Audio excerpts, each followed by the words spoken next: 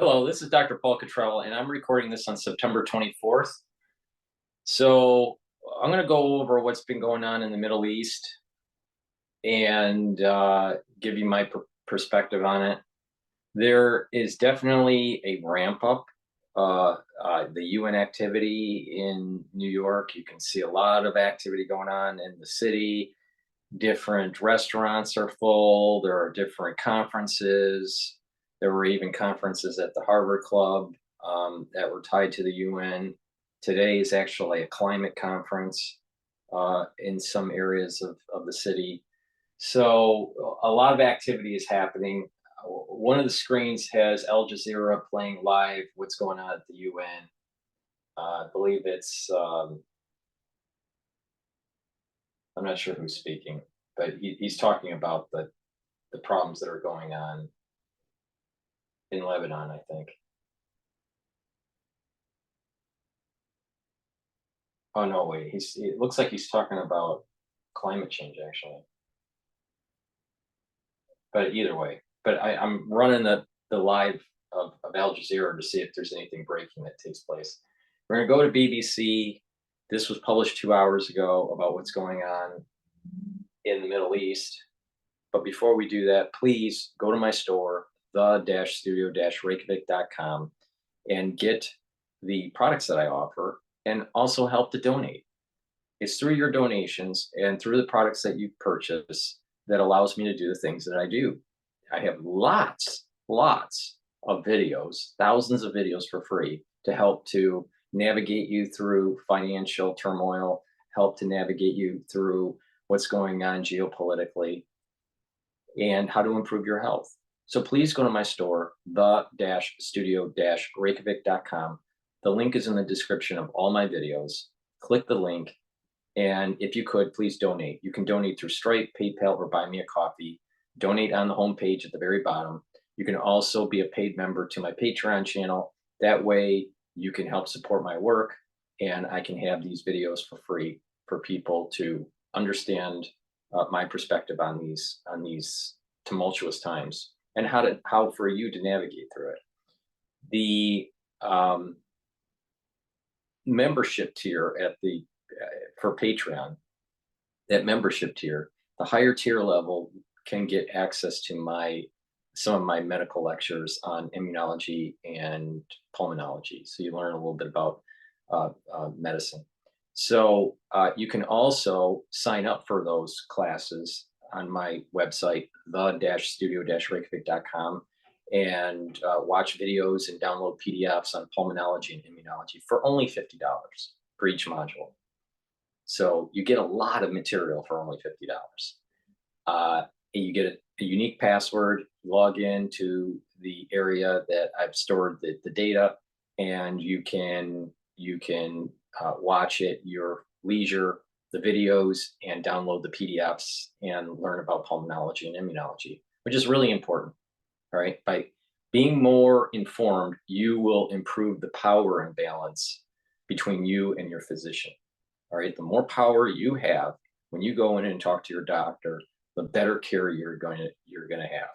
In addition, by understanding how your body works, you're going to be able to navigate your body through some issues and find ways to help mitigate some of the problems that you have.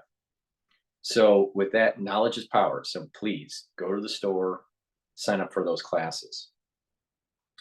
Please help to donate, help support my work. It's really important. With that said, please go to my store, the-studio-reykjavik.com, and get the structural nanosilver liquid. This is important. You should take it every day. Take a teaspoon of it a day, swish it in your mouth, gargle, swallow. What it does is it neutralizes pathogens and maintains a mucosal barrier to reduce the chances of getting a cold or an infection. All right. Take this every day. I have it also in a max 35 or max 14. Right. So the max 35 is 35 ppms. This also is 35 ppms, just different brand. And max 14 is 14 ppms. Take a teaspoon a day, If you're not feeling well, take a tablespoon or 2 a day. I've been taking it for 4 years, so it's great. It's a great product, especially during the cold season. It's really important. I have an applicator set that you can purchase. You just put the liquid into the applicator, and you can carry it in your bag. I have a spritzer, a dropper, and a nasal spray. So the applicator set to help you carry it around to school or to work or wherever. Because we're in the cold season, it's important to get the lozenges and the drops. I have Manuka honey lozenges. Get a couple bags of these. Be prepared. All right. The lozenges are larger than the drops. There's 21 count for this bag. The moment you have an irritation in your throat, you want to take a lot lozenges and drops. And what you're going to do, because this is made from structural nanosilver, it's going to neutralize the pathogen, and you're going to create these secretions to maintain the mucosal barrier in your epithelial lining, in your mouth, in the back of your throat. All right. When you maintain that barrier, you're improving your immune system. You're reducing the chances of getting infection. So you're neutralizing the pathogen and maintaining the barrier, the natural barrier. All right. So the moment you have an irritation, start taking the lozenges. Really important to neutralize that irritant before you get a further infection. Because if you catch it early, you heal early. I also have drops. I have cherry drops in 100 count, blueberry drops in 100 count, and also honey and lemon in 100 count. Get a couple bags of the drops and the lozenges.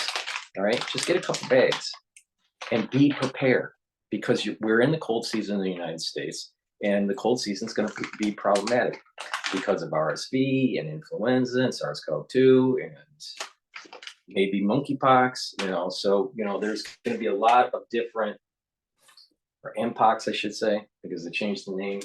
But the thing is that the whole idea is that our cold season is going to be problematic because our immune systems are down.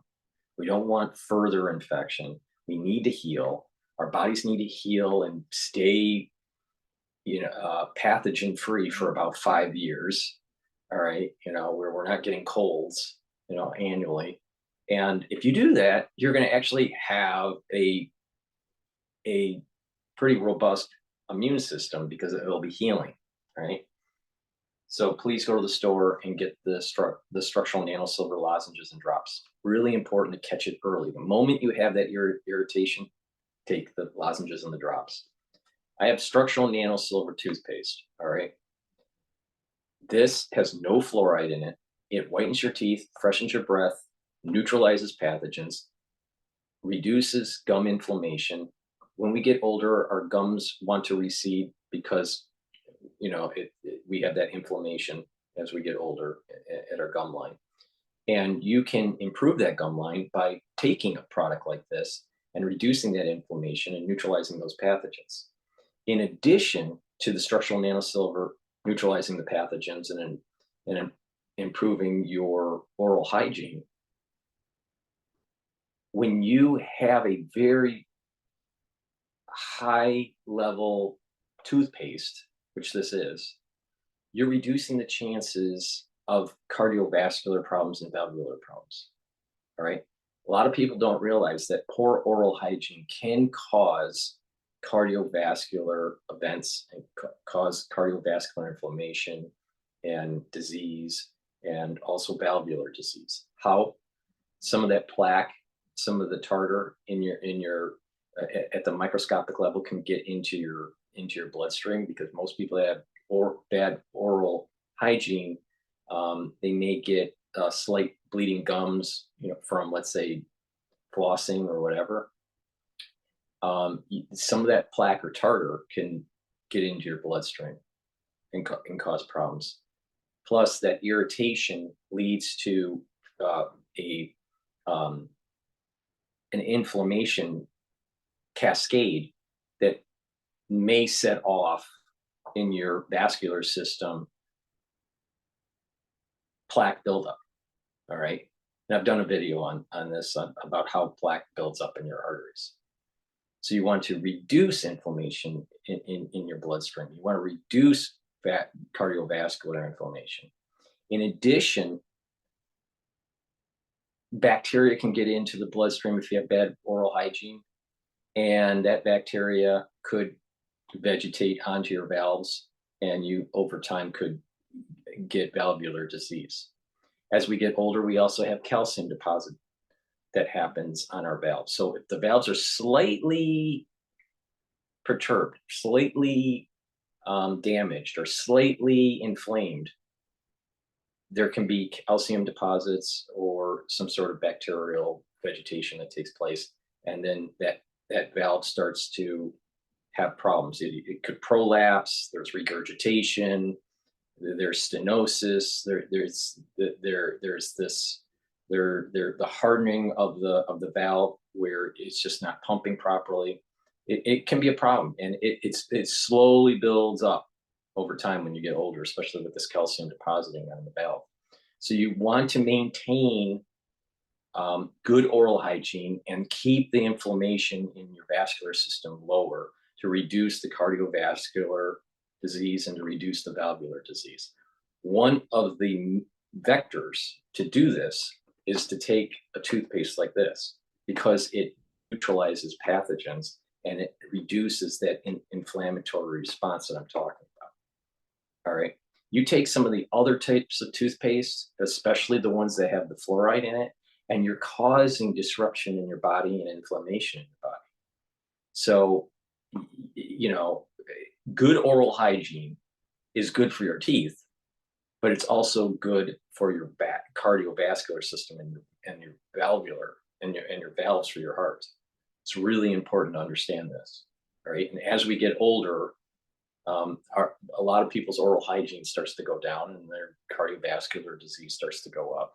It's not the only reason why cardiovascular disease happens, but you want to keep that bacteria and that plaque out of your bloodstream.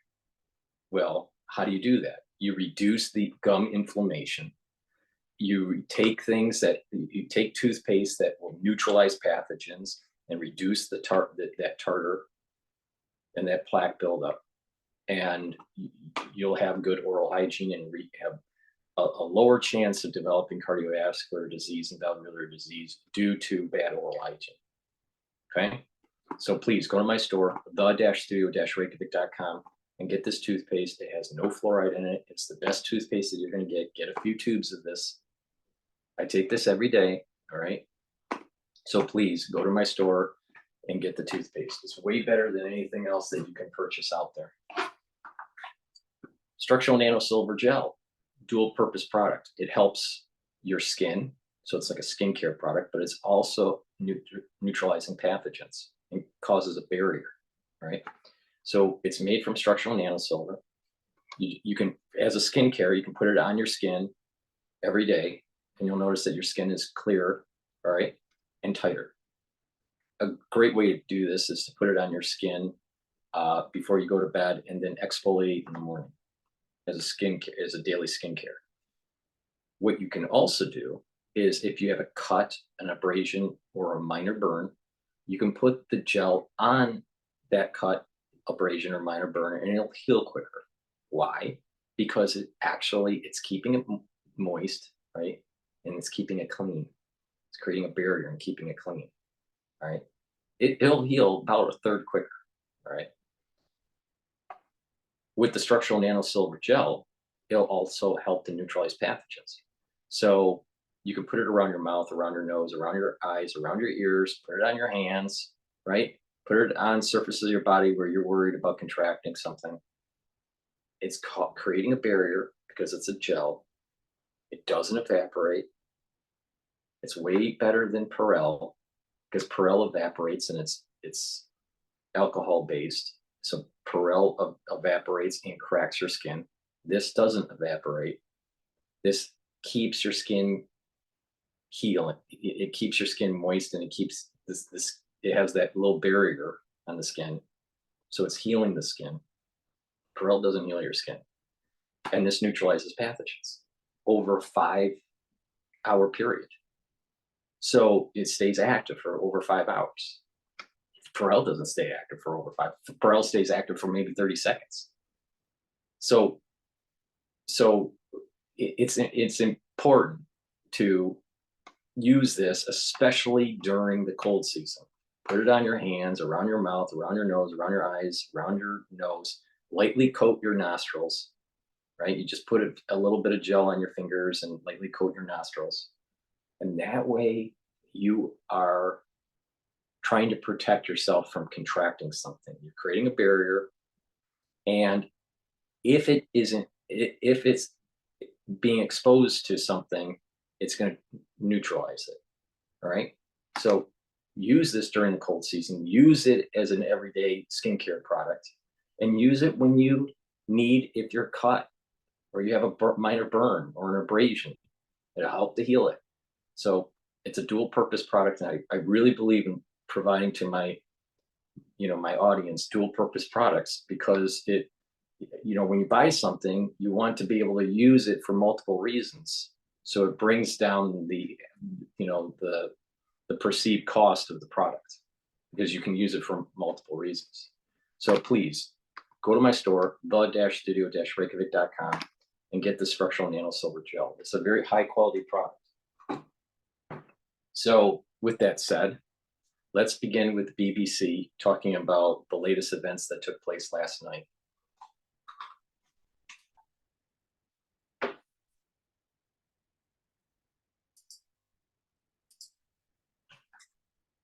The powerful Lebanese militant group Hezbollah says it's attacked military targets in a series of rocket salvos into northern Israel, following Israeli airstrikes in Lebanon on Monday, which Lebanon now says killed 558 people. That includes 50 children.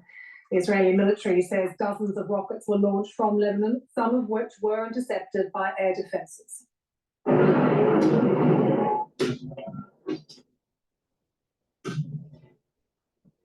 There were sounds of sirens across northern Israel this morning, those distant booms you could hear in the Galilee region. Yesterday, the military saying 1 million people in and around the northern city of Haifa have taken refuge in shelters because of Hezbollah rockets. Overnight, we saw residents fleeing the Israeli bombardment in southern Lebanon. They are cramming the roads, they are busy, they are full of people trying to get away, trying to reach temporary shelters that are being set up in Beirut. The Israeli strikes made Monday the deadliest day in Lebanon in decades. The IDF saying it hit around 1,600 targets, which it described as Hezbollah cruise missiles, rockets, and drones. Now, Washington is sending a small number of additional troops to the region as the sense of crisis deepens. We have been hearing from the Biden administration. They say they will present concrete plans for ending the violence in Lebanon at the UN General Assembly this week. The EU's foreign policy chief, Joseph Borrell, warned that the conflict was spiraling into a full-fledged war, and that is indeed the fear right now. Now, remember what I said, that I have this feeling that September 24th is a moment where it's going to set in motion a series of events, all right, that I'm concerned. Now, I said this a few months ago, and I said that I see blue with the date September 24th, 2024. It feels that it was tied to New York. It felt like it was radiological. It felt a deep concern. I had a deep concern with it. Definitely tied to the UN. But that was kind of like the only feeling I could get out of this. Right? This was about 4 months ago, right? And I talked about this on certain videos that are out there for free. All right. And I also said that I was concerned about August 24th because of the 322 date from October 7th all the way.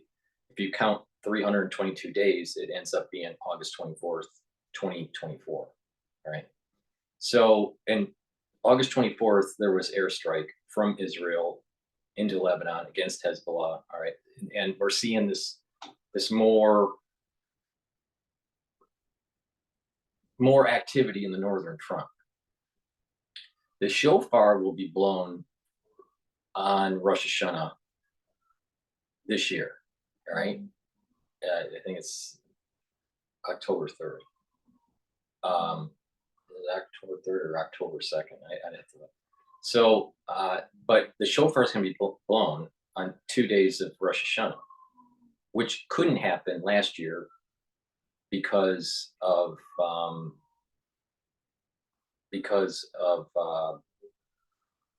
it was on the Sabbath. All right, so you can't blow the shofar on the Sabbath. So some years you can't blow the shofar, and usually when that happens, it's like a curse year for the Jewish people. Well, that definitely happened this year. All right, but we're moving into a new year, and the shofar will be blown.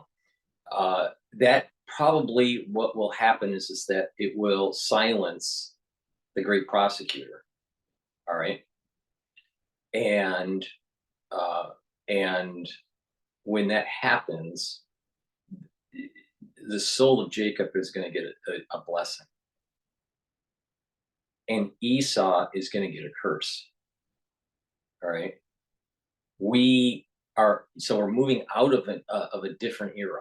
We can't assume, this is really important what I'm going to say here. We can't assume that once Rosh Hashanah happens, that the trajectory of what was going on in the Middle East is going to be the same. It's probably going to be different, and it's going to probably, the balance of power is going to be on the side of Jacob, not Esau. All right. So you're starting to see this build up. Israel looks like it's going to be going into Lebanon. All right. They're doing strategic milestones to do a ground invasion. The United States is moving military personnel into the region. There's going to be more Houthi attacks on ships and even missile attacks by the Houthis. I wouldn't be surprised if Saudi Arabia gets involved. All right. But once Rosh Hashanah starts, there's a flip on the curse that was on Jacob during 2024, part of 2023 to 2024. There's going to be a flip with the blowing of that shofar for 2024 and 2025. And I think all hell is going to break loose. Now, we're going to look at this from a secular point of view. Now, I explained it from a Kabbalistic point of view. Now, if you look at it from a secular point of view, what it's going to mean is that Hezbollah is going to start to lose ground, and that this conflict is going to move closer and closer to Iran. I can't see for sure that Israel will go toe-to-toe to Iran directly in this year, but it's possible, especially if Iran is really so close to getting nuclear weapons. If that's the case, then Israel and the United States needs to take that capability out. And if they're that close, it's probably going to be taken out in 2024, 2025 year, right? The tail end of 2024 or into 2025. I've been saying for a long time, for over 4 years, that 2025 I'm really concerned about for world conflict, especially when it comes to Taiwan. Now, some of the military, especially the Navy, the US Navy, is kind of like pushing that back to maybe happening in 2027, not 2025. All right. But I still am very concerned about the 2025 event in Taiwan. And will we have a administration in the United States that backs Taiwan against China? Or will we put our tail between our legs and lose the hegemonic power of that region? And we just bail out of the island chains? I don't know. But if we are going to defend the island chains, then that means war with China. It's very simple.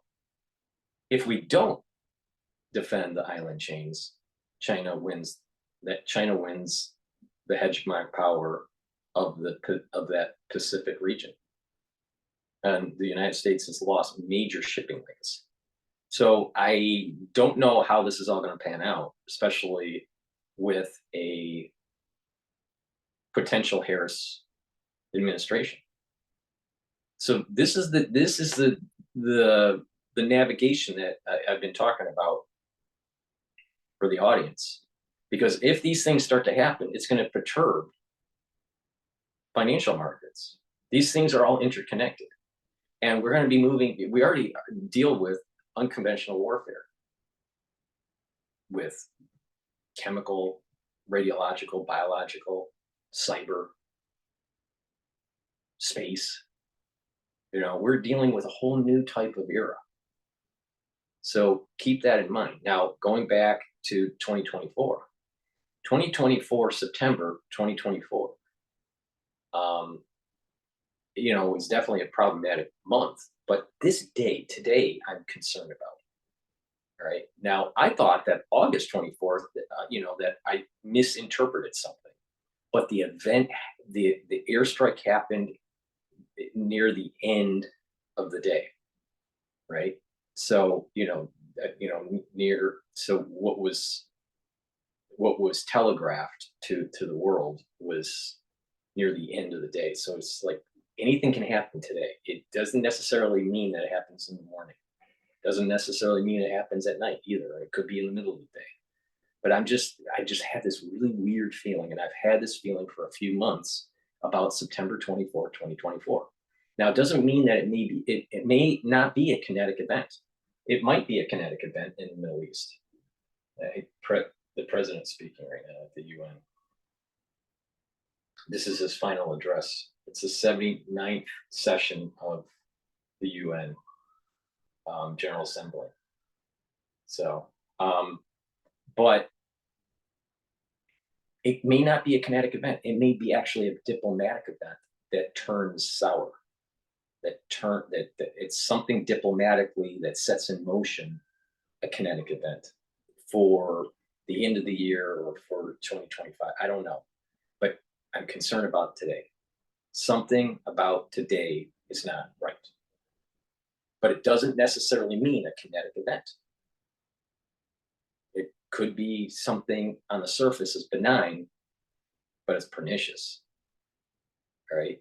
And if that pernicious event leads to a domino effect that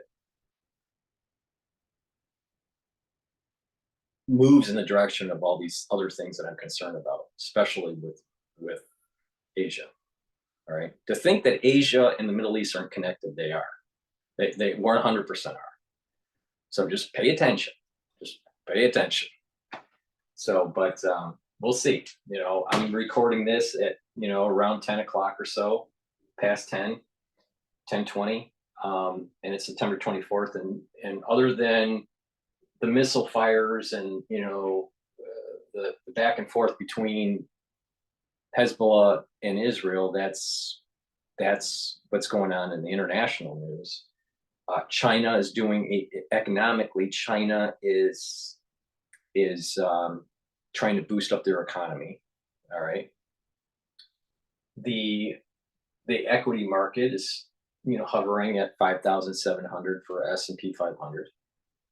I still have a 5,800 to 6,000 target for the S&P 500 by year end. And you know what's going on with the UN, but I feel something in the air. Something's not right about today. I don't know exactly what. Just like I didn't know exactly what was going to happen on August 24th, and it ended up being airstrikes from Israel. But something's not right. Now, we may not know exactly until a few days from now, especially if it's something pernicious, something political or some sort of international affairs pernicious agreement within the UN that it doesn't manifest itself until a few days later.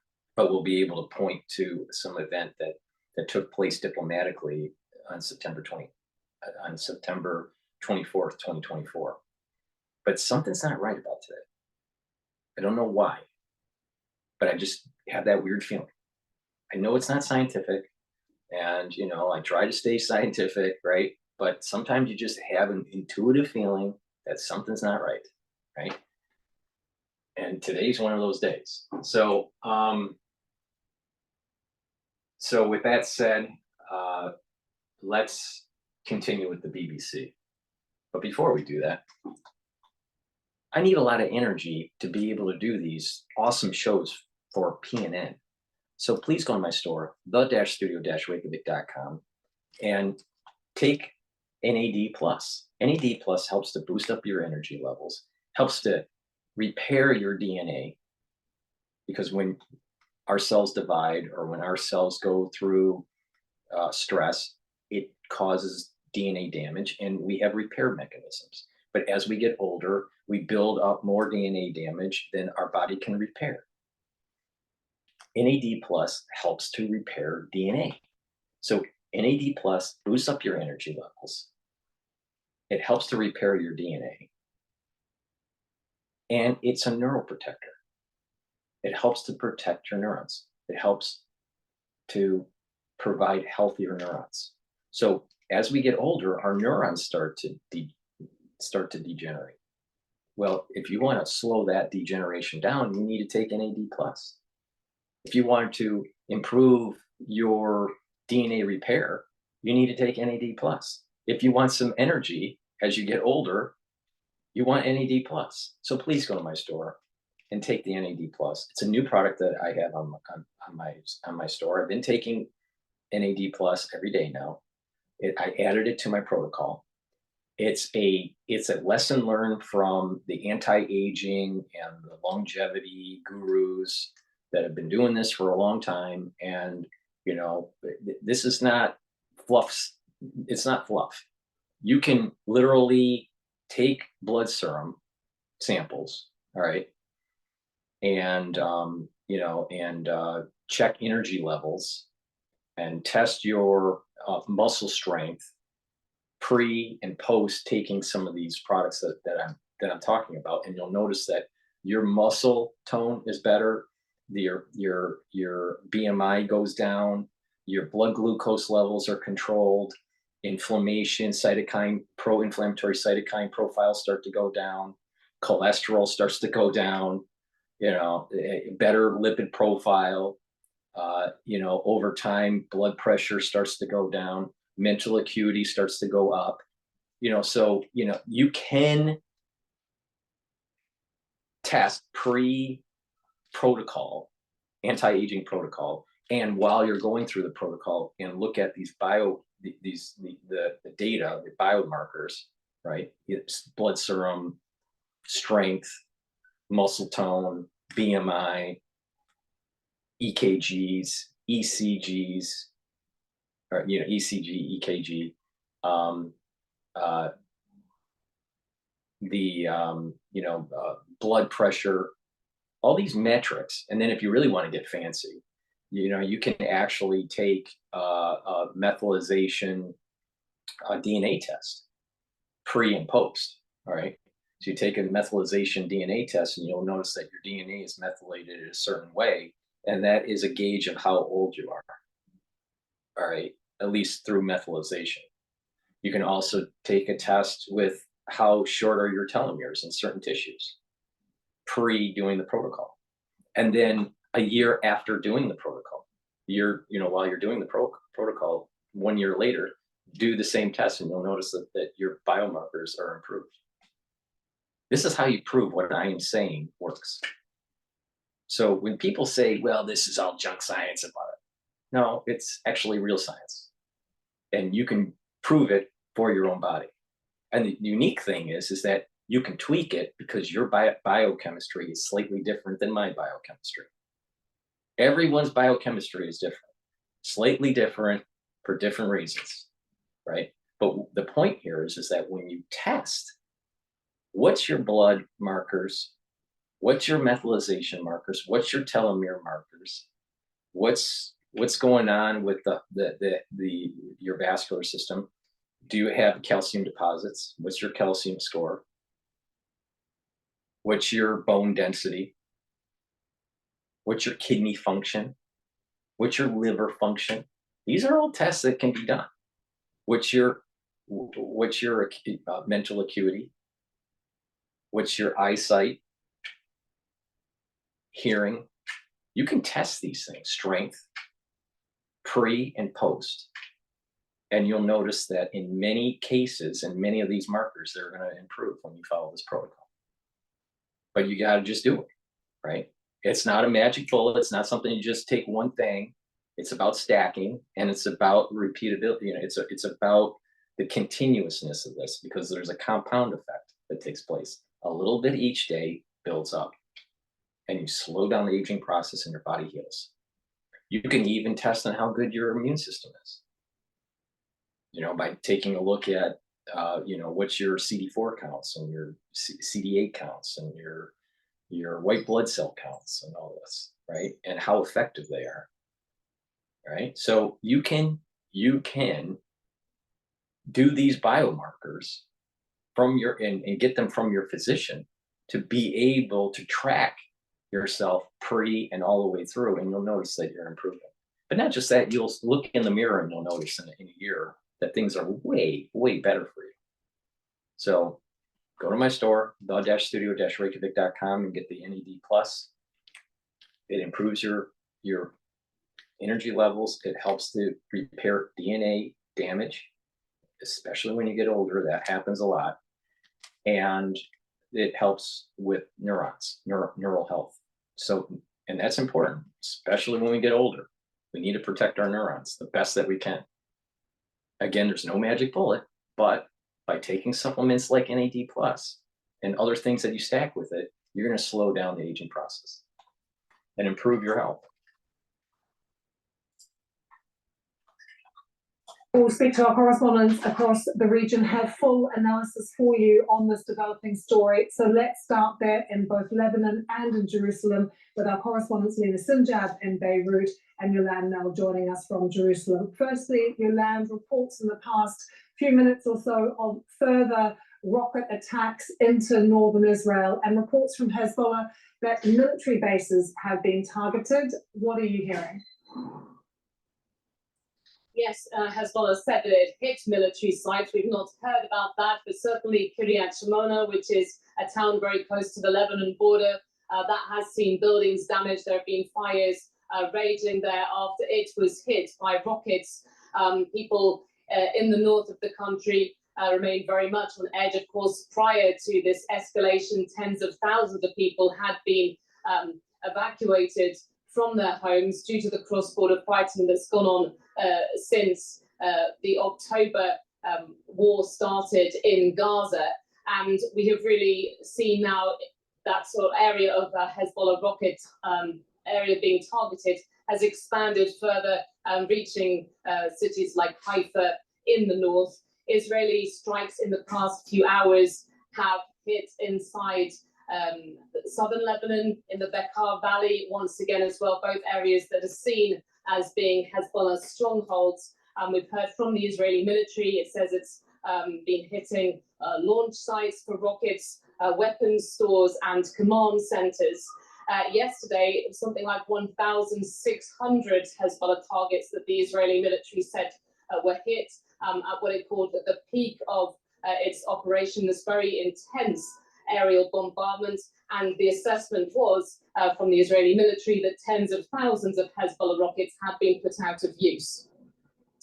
Yolande, stay with us. Let's bring in Lena now. Lena, we've been watching a press briefing from the health ministry. 558 people is the new death toll that they've given for yesterday, the deadliest day in Lebanon since the end of the civil war in 1990. Can you give us a sense of how people are feeling in Beirut today?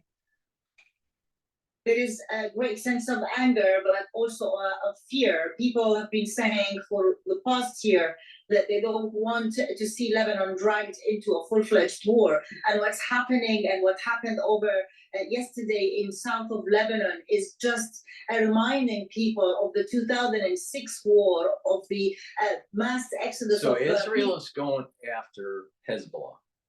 Hezbollah is from the soul root of Esau. And there are three major soul roots that in this region that are really important to understand. Jacob's soul root, Esau's soul root, and Ishmael's soul root. In a very generic sense, Israel is Jacob, soul root. Saudi Arabia is Ishmael's soul root. Okay? Now, again, this is a generic broad brush. There's finer detail. It's always, devil's always in the details, right? But just in a generic sense, Jacob is Israel, soul root. Ishmael is Saudi Arabia's soul root.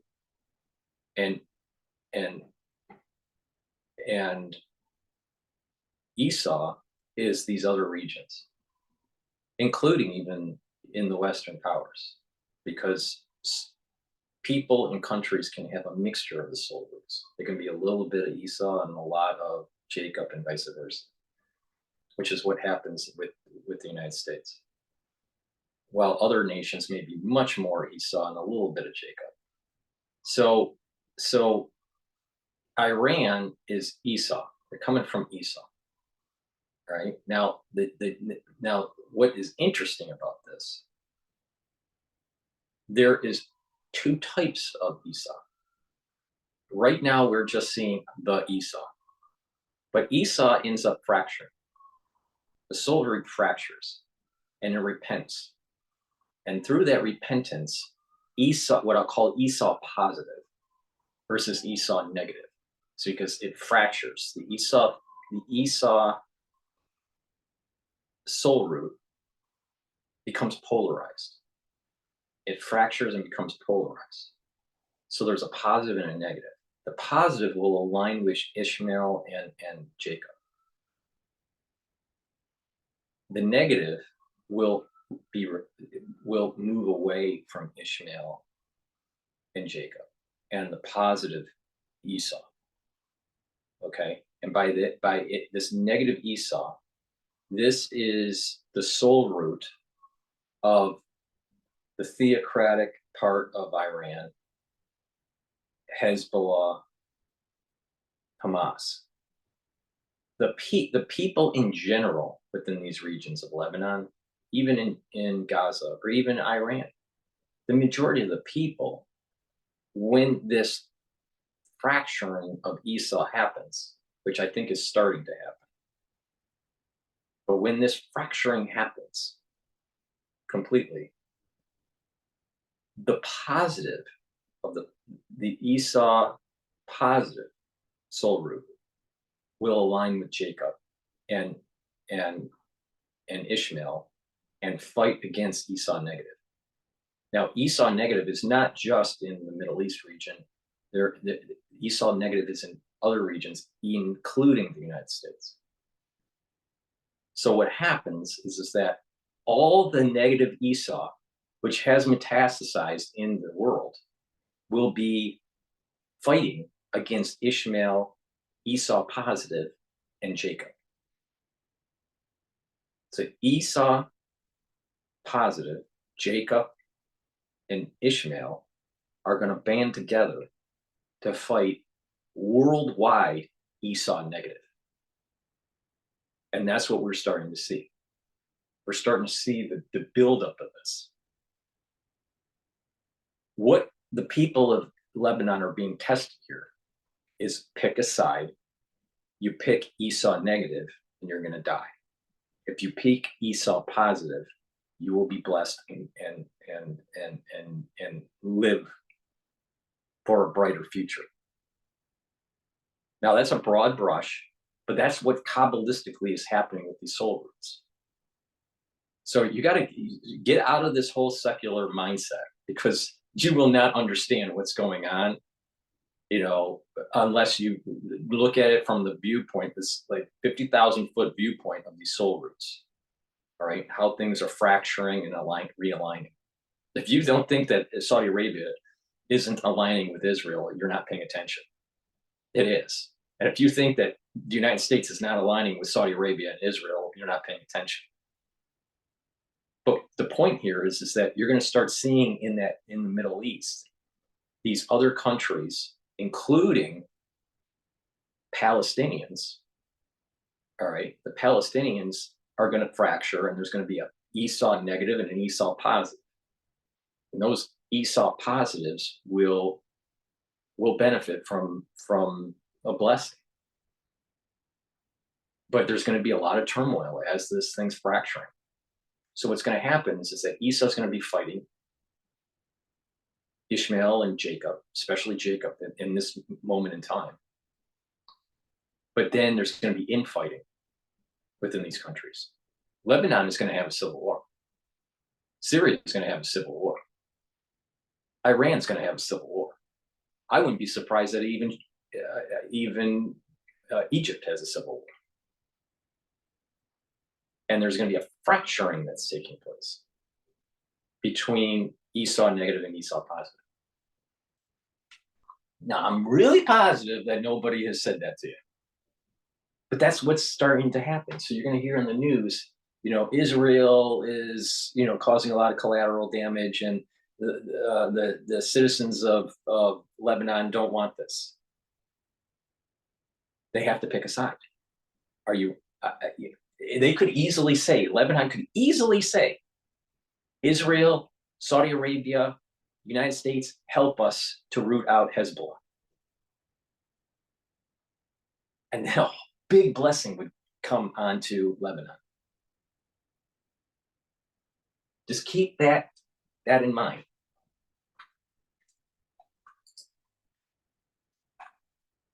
Running away for safety, thousands of civilians, of families have fled their cities and towns in southern Lebanon towards the north, and the people are packed and jammed in their cars looking for shelters, looking for houses, even reaching Beirut, where the government have allocated at least 5 schools to turn into shelter. The number of people that mostly civilians, everyone you talk to here in Beirut have a relative or a friend in southern Lebanon that was targeted or was displaced.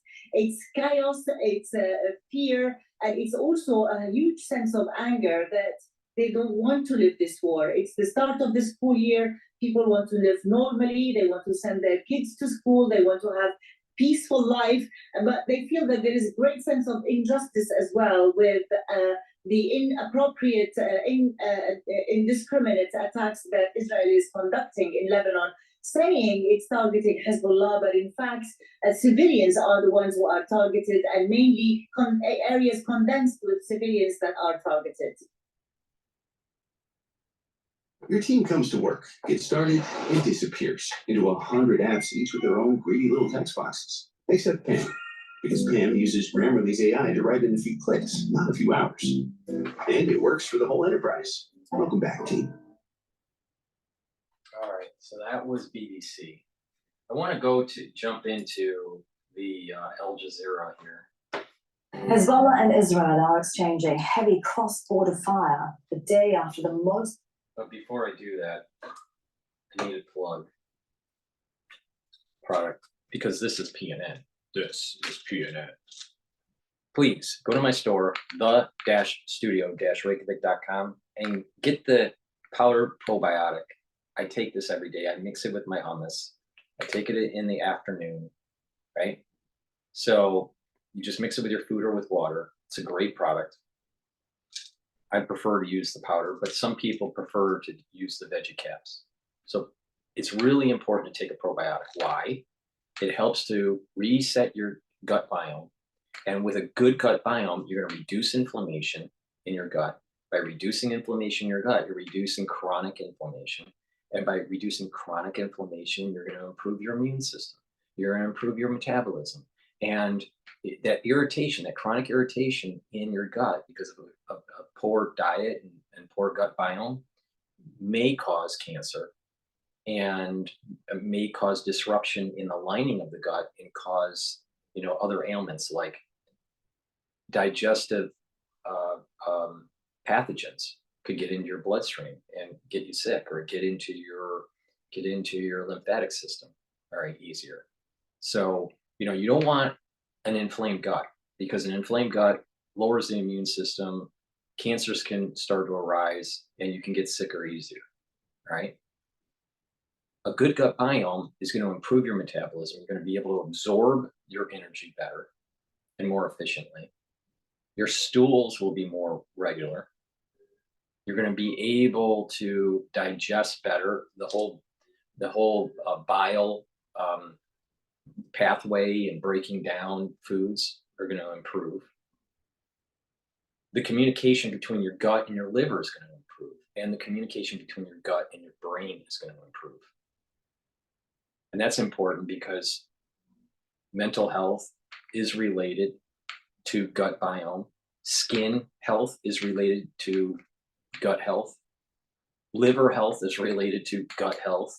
So a lot of things you can improve with your body by improving your gut. So please go to my store and take the probiotic in powder form, or you can get it in the veggie cap form. Take it every day to maintain a very good gut biome. This is one of the most important things that you can do to move yourself into the path of lowering that inflammation, improving your metabolism, improving that communication with your liver, because your liver is a major important organ. All right. And with that, you are improving your immune system, you're improving your skin, you're improving your mental clarity and your mood. Really important. A lot of people don't realize that a lot of disease starts in the gut. And by improving the health of your gut, you're improving the overall health of your body. So please go to my store, the-studio-reykjavik.com, and get the powdered probiotic or the veggie cap probiotic. They're both very good. They both get your gut moving in the right direction. No pun intended. I'm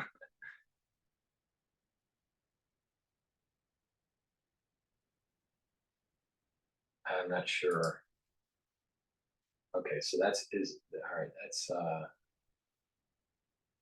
instead of going to Al Jazeera, because now that it looks like this guy's from Jordan. I think he's Jordan. He's from Jordan. I'm not gonna listen to their speeches. Let's go to what's going on. Okay, this is Al Jazeera dealing with trading the firing back and forth between Israel and Hezbollah.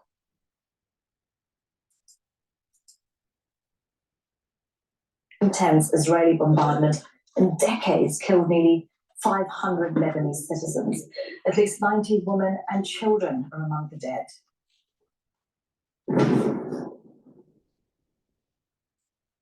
Well, these are pictures from southern Lebanon filmed within the last hour. The Israeli military says it carried out hundreds of attacks on Monday. Most were in southern Lebanon, but soon expanded into the east. And this is the scene in Lebanon's Bekaa province to the east of the capital, Beirut. Multiple Israeli strikes have hit the area in the past few hours. Hospitals in southern Lebanon and even the capital, Beirut, are overwhelmed.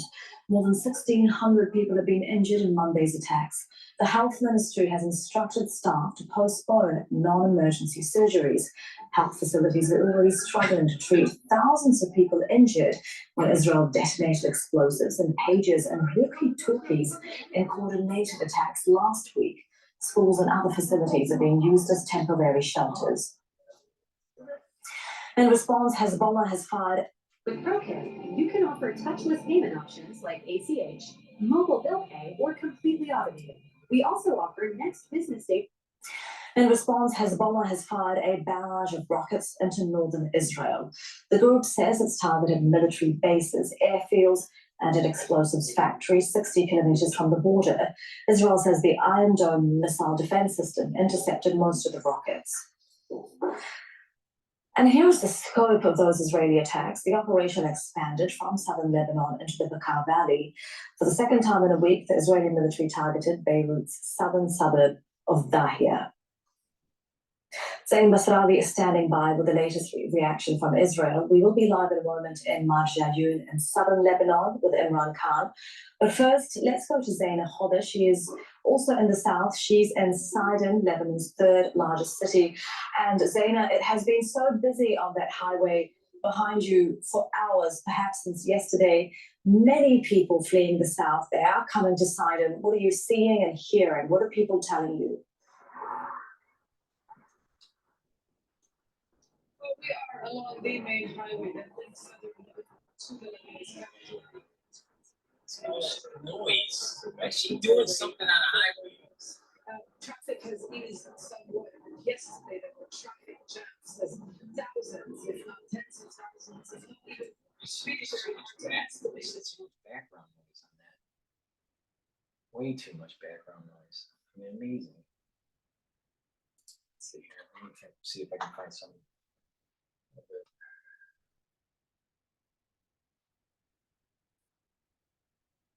All right, I want to jump into Fox News. I'm talking about the Middle East war. All right, Sandra, let's bring in Fox News contributor and former National Security Advisor Keith Kellogg. So, General, let's look at what happened over the past weeks.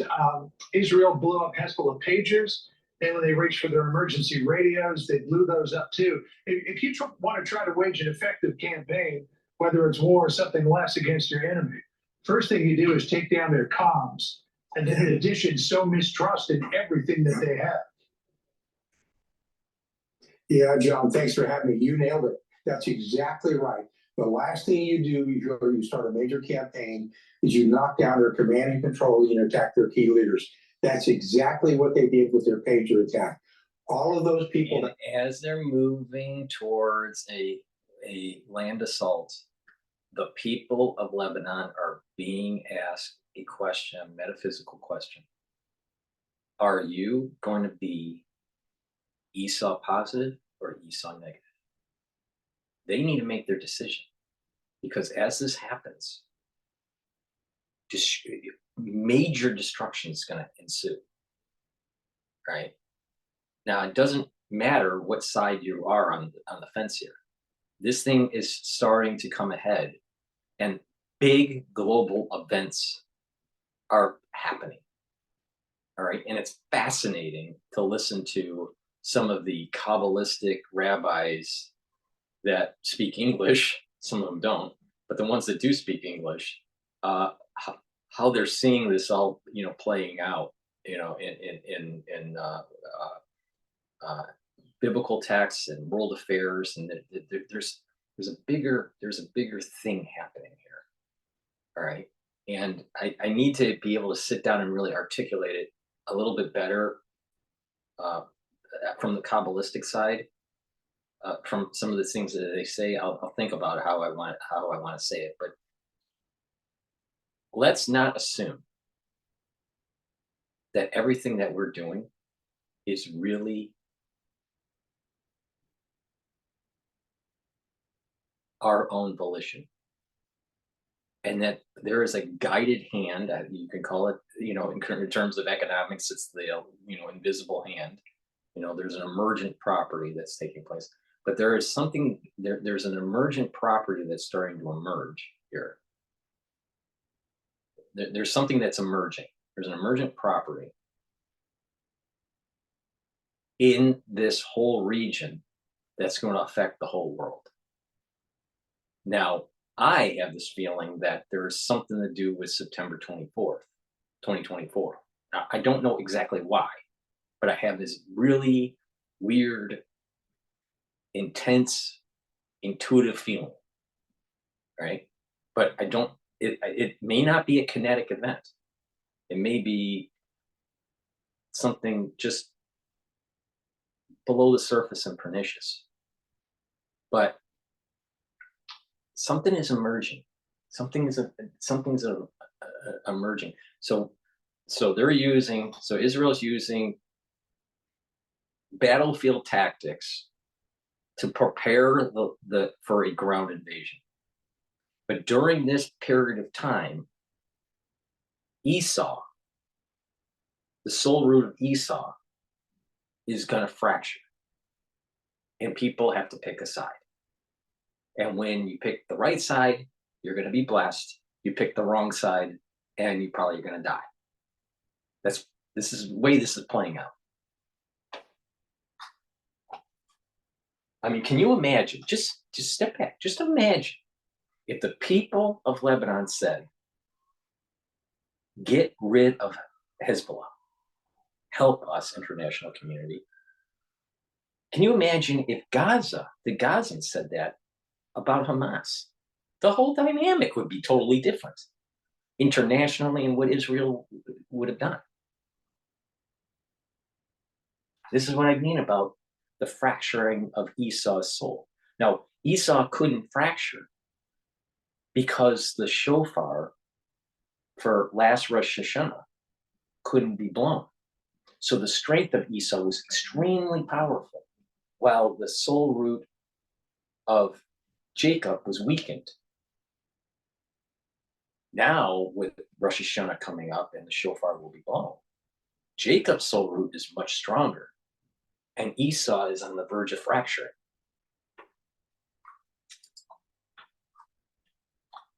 Forget what those pagers were, leaders of consequence, meaning some type of leadership within Hezbollah.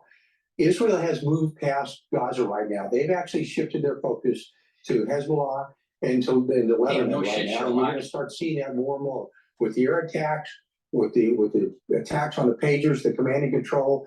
You're going to see this thing escalating. And you know, this is a good graphic that Fox did. All right, so you got Israel and Galilee, right? And like I've been saying, that this conflict is going to bring the borders of Israel larger. All right, so there's this border, right? And it's involving Lebanon and Syria and Iraq. All right, so this conflict is going to reset the border system in this area. Biden just a minute ago, there's a huge difference between rhetoric and reality. He's just talking off a card. There's no de-escalation. The Israelis are clearly escalating this fight, and this is going to continue. And with Netanyahu going to the UN, if he's smart, he's going to blow them up. And what he's going to say is 20 years ago, the UN Security Council passed a resolution, 1701, that was supposed to solve this problem in Lebanon. Hezbollah was supposed to disarm. The guy who signed that agreement was Hassan Nasrallah, the leader of Hezbollah now, and they were supposed to move north of the Litani River. They never did it. And I think the Israelis now are committed to finishing that fight right now, whatever it's going to take for them to do it, to allow those 60,000 displaced civilians from Israel back into their living abodes. Yeah, you saw the president reacting there with the president of the United Arab Emirates, but earlier he was asked about this. This was on Sunday as he was returning to the White House. Listen to what he said here. Are you worried about rising tensions in the Middle East? Yes, I am, but we're going to do everything we can to keep the wider war from breaking out. And we're still pushing hard. All right, so he said that he's worried about it, but here's the thing for Israel. They've got some 60 to 100,000 people from the northern part of Israel who've been displaced for the better part of a year now, because Hezbollah started striking out October the 8th, I believe it was, the day after October the 7th. And Israel is saying, enough of this. We want our people to be able to go home. And to them, this is the only way of doing it. Yeah, John, Israel does not trust the United States right now to be any type of peacemaker or interlocutor at all. They just disregarded what the United States are going to do. They're going to handle this on their own. And I think they're going to be able to do it now. You can really see that they've shifted away from Gaza with the preponderance of the military force. Look at the airstrikes and look at the map that the targets that they've hit. Look what they did to the command and control. Look at them taking out major infrastructure as well. They're really planning to go in really hard, and they're going to solve this. And I think Netanyahu's got it right. He has decided to take a plan, go forward with it, and actually eliminate, at least from the south of the Litani River, all Hezbollah positions to allow those people, and you mentioned between 60 and 100,000, to return to their homes. And I think he's making a real point. I don't think this thing is going to de-escalate at all. I think you're looking at an escalation, not only today and tomorrow, but in the coming weeks. This fight is far from finished. All right, so Robert Charles is the former Assistant Secretary of State in the Bush 43 administration. Here's what he said on Fox and Friends about the resolve from the Biden administration to do something about this. Listen here. This is the choice between deterrence and appeasement. And in the end, unfortunately, the Biden-Harris crowd has been very much about appeasement. I don't think there's any room for that anymore. All right, so no room for appeasement anymore. Question to you, because you know him, you work for him. How does this situation unfold if Trump becomes president on November the 5th? Well, first of all, we never would have been in this position, John, if President Trump had been there, because doesn't matter. Just how's he going to solve the problem? Leaders and tried to work something through it. But the biggest thing he would have done, he would have picked a side. He would have said, who's good, who's bad, whose side do we want to be on? And he would have gone on the side of Israel, and he would have used massive forces necessary to do it. This is historically what we've done before. Look, I'll go back to what President Nixon did in the Yom Kippur War, when he put every cargo airplane the United States had, filled it with armament, and sent it to Israel and said, we're going to let them finish this fight.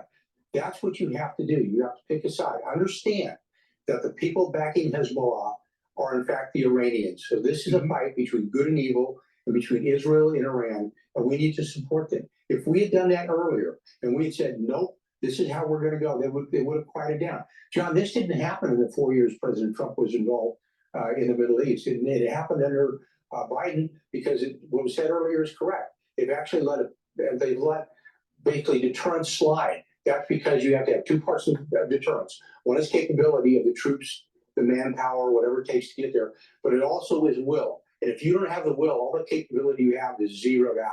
And if you don't have the will, you don't have deterrence. President Trump had the will, and he showed that multiple times with Soleimani and with other people in the region as well, when he took them out and when he eliminated ISIS, and all those hard activities that he took for moving the embassy from Tel Aviv, Jerusalem, when we were told that there's going to be another intifada. That never happened at all. This is just the way you have to handle that part of the world with absolute strength. All right, we'll see which way this heads in the days and weeks ahead. General, thanks for joining us. Really appreciate it. Thanks, John. I'm Steve Ducey. I'm Brighteon Channel. Comrade Kamala Harris doesn't have much to offer. She has no policies, no solutions. But the one thing her campaign has is money. They get it from a lot of people that you don't want to hear about. These are not the people that you agree with. A donation of just $10 from patriots like you will help us to fight and to win big. So only if you can afford it, can you please chip in today? Whatever you can do, whatever you can afford, with you on our side, we will make America great again. We'll make it greater than ever before. Now, yeah, I mean, I thought it was really. You have Republicans aligning themselves with the whole MAGA movement, right? But you have Democrats that are against the MAGA movement. Harris is against the MAGA movement. Hillary Clinton is against the MAGA movement. Barack Obama is against the MAGA movement.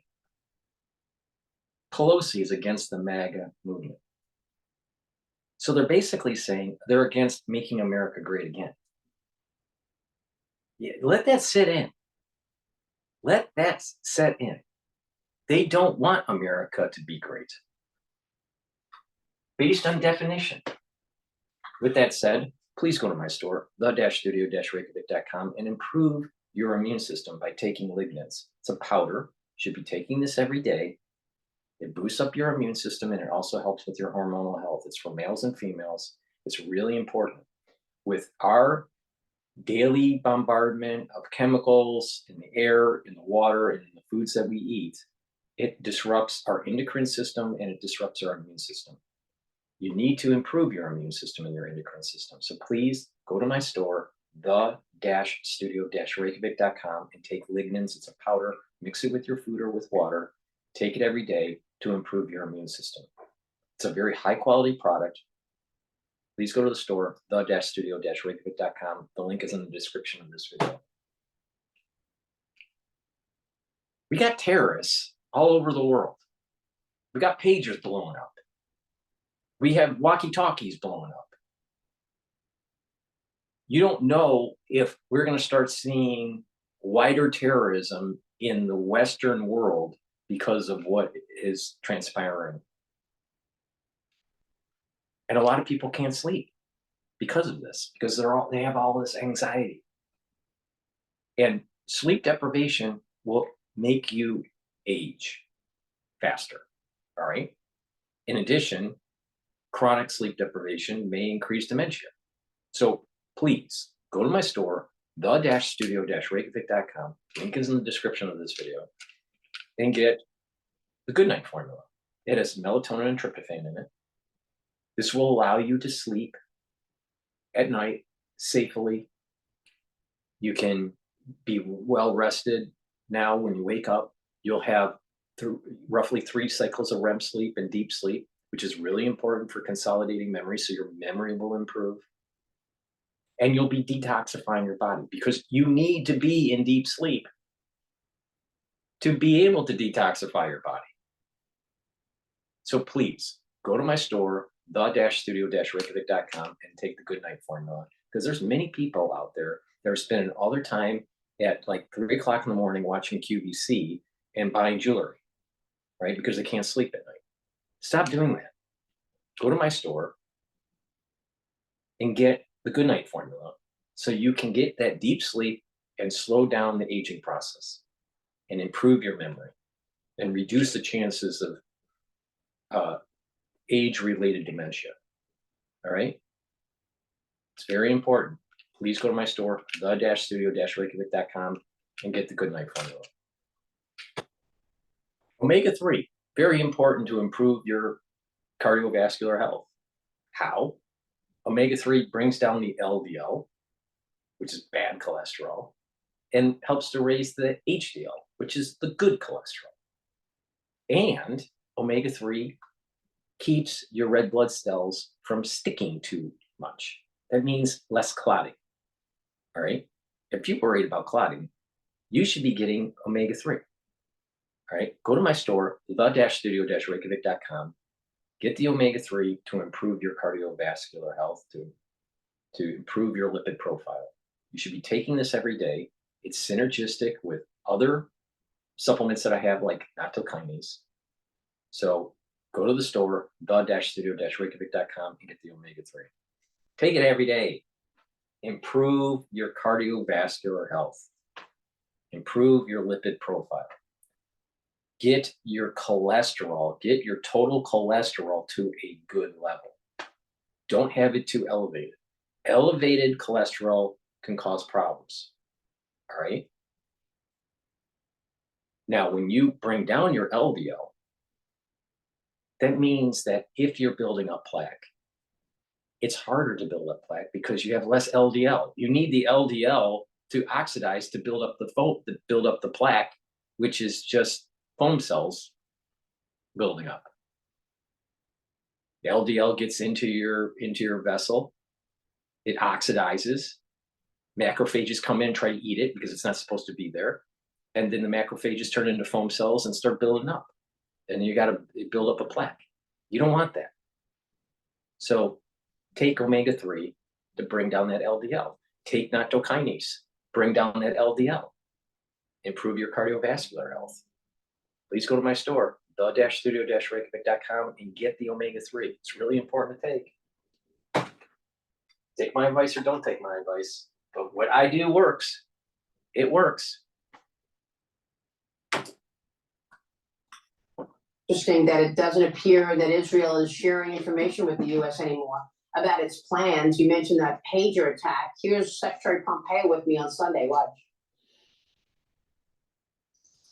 I thought it was really interesting that the U.S. comes out after the explosions of the pagers and devices and says, we knew nothing about this. What does that tell you in terms of Israel sharing information with the U.S. now? Maria, this is really important. This tells you all you need to know about the Israelis' trust of the United States today. An operation like that, they almost always would have notified the United States in the advance of the attack.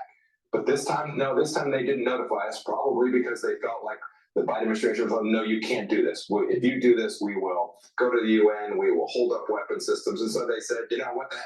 We're just going to do this. We'll ask for forgiveness. That is a deep breach of trust, a way that we didn't have while we were in office for 4 years. And frankly, the United States and Israel haven't had for a long time. The Israelis don't trust us. And frankly, our friends, the Gulf Arab states in the region, have no confidence in us either. General, your thoughts? Well, he's right. I mean, the real issue here is the fact that the United States has appeased Iran from the very beginning of the administration, you know, backed off on the sanctions, tried to enter into a nuclear deal.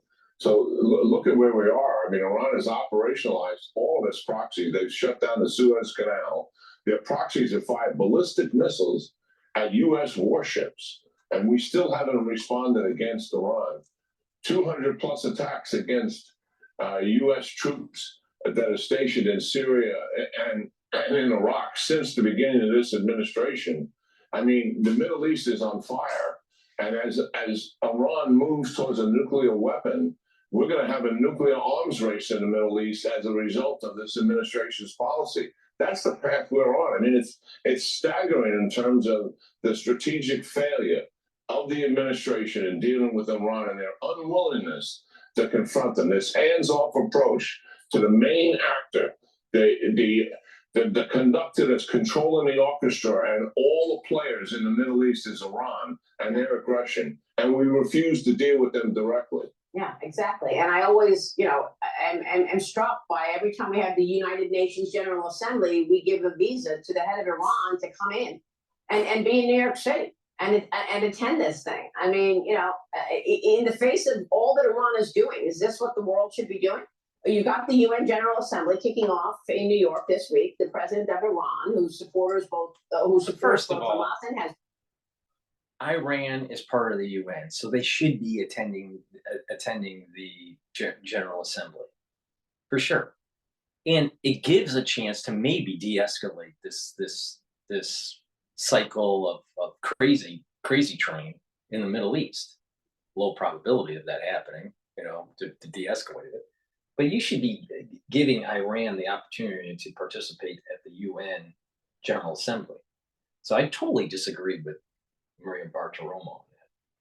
Now, what we should be doing as a country, the United States, is literally chopping off the theocratic head of Iran. And then the shit will end.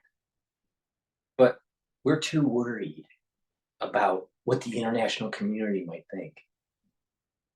And think about our options radically change and what we can do when Iran goes nuclear. So isn't it time to kill the theocratic head of Iran? I think so. In Israel's ongoing war is expected to speak today after the U.S. issued him a visa to come to this thing. President Biden also expected to make one of his last major showings on the world stage. Allies and adversaries will be watching after he made this flub at the Quad Summit meeting this weekend. I want to thank you all for being here. And now, who am I introducing next? Who's next?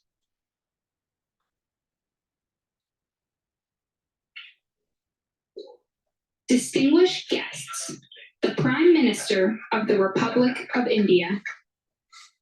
And it's just, it just doesn't look good. I mean, he just doesn't look like he's in charge, General. I mean, he's not in charge. Never was. This piece this morning, how freedom has faded on Biden's watch, writing, quote, "It is a far more dangerous world than Mr. Biden inherited." And excuse me, can you tell me where the train station is located? Извините, вы можете сказать мне, где находится железнодорожный? World than Mr. Biden inherited, and far less congenial for U.S. interests, human freedom, and democracy. Authoritarians have advanced on his watch in every part of the world: Europe, Asia, Pacific, and the Middle East, Africa, and even the Americas, General. Your reaction? Well, that's absolutely true. And the 20 months I spent on the Congressional Commission, we issued our report recently, and we said much the same thing, but we were very specific about it. China, Russia, Iran, and North Korea have all increased their aggression in the world at the expense of the United States and like-minded democracies. It's not isolated.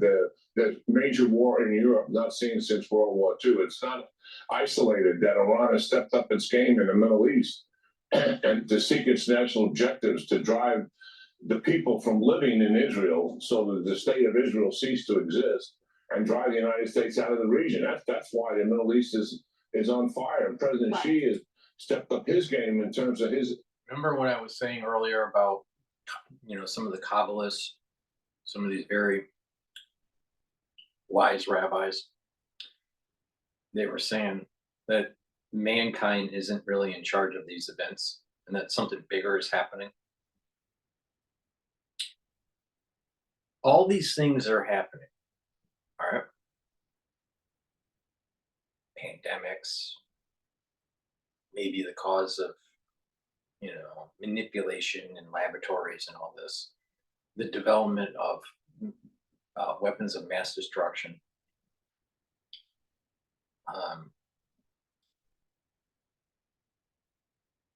national security states trying to destroy, other systems of government. For example, CIA trying to take out the Russians and all this. The problematic issue with the Temple Mount and the Dome of the Rock being at the same place. The red heifer is not being sacrificed yet. The problems that are starting to arise with Taiwan and China, the potential negative externalities from artificial intelligence and transhumanism. All these things that are taking place, secular people will view this as, man-made problems. But perhaps we are living in a plague-type epoch. And it's not days, but years, where there's these plagues, right, that are happening. And plagues could be many things. It could be pathologic. There could be a pathogen-related plague. It could be weather, climate.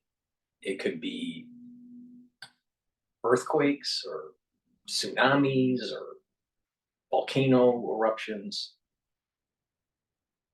drought, famine, floods, insects. And I'll tell you that we're close to this kind of era of plagues.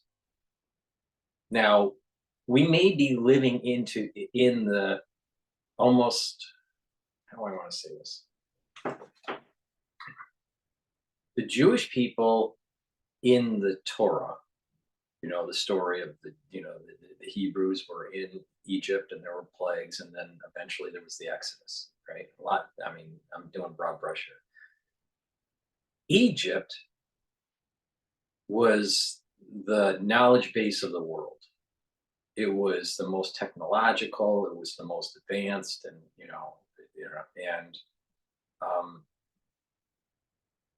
but it also represented hell. All right. And enslaving people and not being able to have freedom to worship. That's the big theme with the Exodus. Independent of, Egyptian Jew. Just think hell. All right, Egypt being hell. And people in hell to try to get out. Now, what if the modern world is Egypt? And there are people in the modern world that want to have their exodus from this larger hell that they're living in. We may call it modern day society, or other words like dictatorships and all this stuff. But we are living in hell. Most people are living in Egypt. Not in the country Egypt, but in the concept, the biblical concept of Egypt. And that the people, that means all people, right? The people that are enslaved in the system of all religions, creeds, and everything are wanting to go through a major exodus.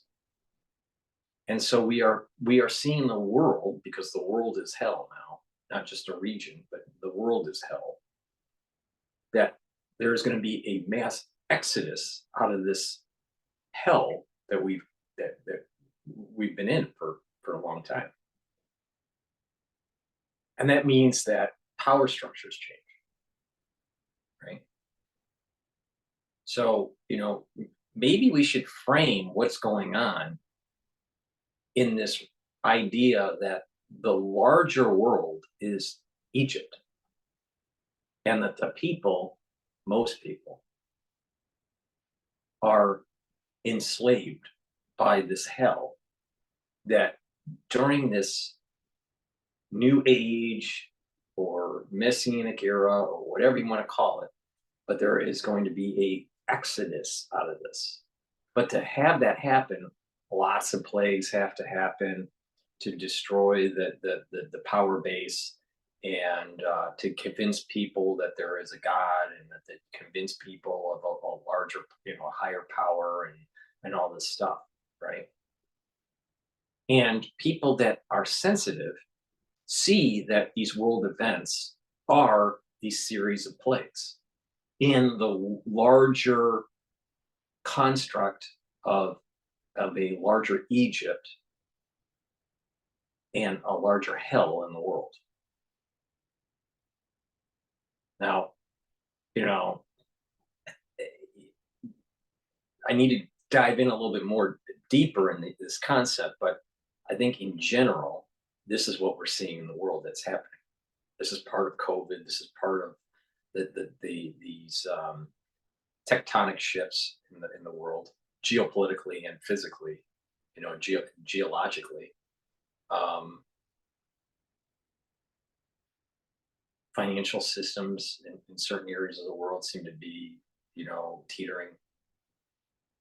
There's these big events that are happening and setting in motion, this messianic era, setting in motion this era of peace. But to get to that side of the river, a lot of destruction has to happen. Now you're going to have some people within, let's say, the X community or other social media communities that are demonizing certain types of people, right? That it's some cabal. It must be the Freemasons, or it must be the Jews, or it must be this, or it must be that. It must be the New World Order. But perhaps these cabals that you think are running the show aren't really running the show. Perhaps God wants these negative things to happen. Perhaps God is punishing us and punishing the world at large with these plagues and these signs of wonder for us to be able to traverse across the river. And there is no real cabal. It's all in our head. But there is a invisible hand that people are, shadowy figure. Perhaps that shadowy figure is God. And if I'm right, which I probably am, but if I'm right, then these people that are thinking about there are these cabals out there,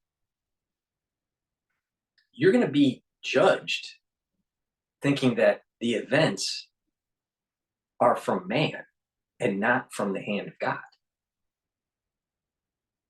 Because if what I'm saying is true, and I think it is, but then that would mean that the ones that are saying that there are cabals out there that are trying to orchestrate these world events, then what you're saying is heresy. And in a different time, that was punishable by death. So, maybe there will be a punishment metaphysically for the ones that are not understanding that the shadowy figure that people keep on blaming other groups on, there is no human group that's orchestrating it. It's actually the hand of God. Because God can do negative and positive. God can curse and bless. And what's weird is that the curse is the blessing, because it'll allow you to realize your wrongdoings and move in a different direction. But I'm starting to think that a lot of these conspiracy theorists, dealing with cabals and that orchestrating, some sort of, population control and all this stuff, it's not humans. Humans are doing things, but who's really allowing the humans to do it? For example, COVID happened through manipulation and release. But God could have intervened and not made so many people sick. Could have intervened. God could have intervened and prevented the catastrophe. But we were supposed to go through it to teach us something. Now, I have my own opinions on what that teaching was. So humans do things, and we think we are in control.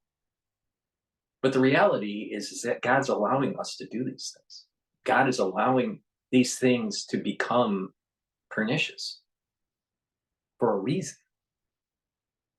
So there's no real cabal.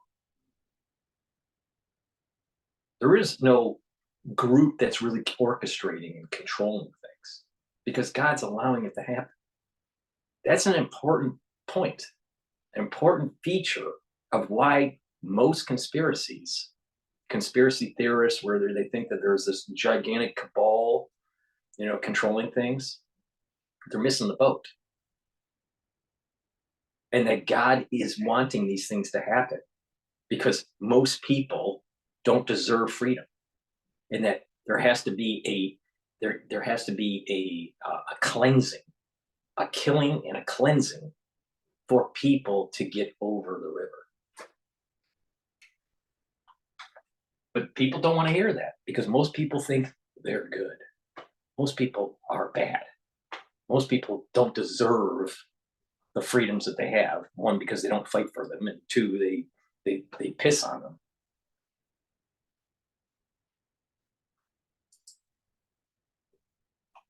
Aggression in the Indo-Pacific region, the drumbeat of leading to a major conflict, where we could be fighting a war in more than one region, is on the horizon. It is alarming, the seriousness and the danger that we're facing. Yeah. And this administration will not talk to it, will not tell the American people how serious and challenging this danger really is. Right. And I think he's probably going to make a speech today where he's going to pat himself on the back for how much he's done to stabilize the world. It's unbelievable. And by the way, Kamala Harris is not abandoning that strategy. She's right there. She was the last person in the room in the Afghanistan withdrawal botched situation. So she wants to double down on his policies. But look, I want to get to the war between Russia and Ukraine. I know you've spoken with Zelensky. It's raging on and entering a third year now. Does it really make sense that the Democratic Party puts in the first woman president? Doesn't it make more sense that a Republican puts the first woman as president, assuming that that woman has leadership skills and a good future insight and has skill sets that would make the nation move in a positive direction? There are probably more women that are Republican that have the skill set, the charisma to be the president of the United States than any Democrat. Why? Why should Democrats put? I mean, it was Republicans that put females on the Supreme Court. It was a Republican that put the first Black person on the Supreme Court. Republicans are more in line with the plurality of the United States, not the Democrats. The Democrats want Black people to vote in a block. Stay on your plantation in the urban plantation and vote for a Democrat. Same thing with the Teamsters. The Democrats want you listen to your Teamster boss and vote Democrat. Don't vote as a thinking citizen, but you got to vote as a block because that's how we control you. That's how the Democrats think. That's their whole modus operandi. And unfortunately, most Black people don't see it. So they stay on the urban plantation and vote Democrat. The blue collar worker doesn't see it and they vote typically Democrat. Time to wake up. Time to wake up. Because the Republican Party is far more open-minded and pluralistic than the Democratic Party.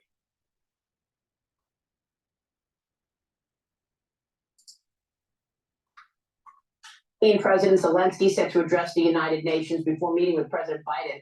He will meet separately with the Vice President, Kamala Harris. He's also stated his intention to meet with former President Trump, but we have no evidence that that meeting is happening. Zelensky says he will show Biden Ukraine. You need your team, but she's lost in emails. He's consumed by a doc. You lose them for hours every day, but not pain.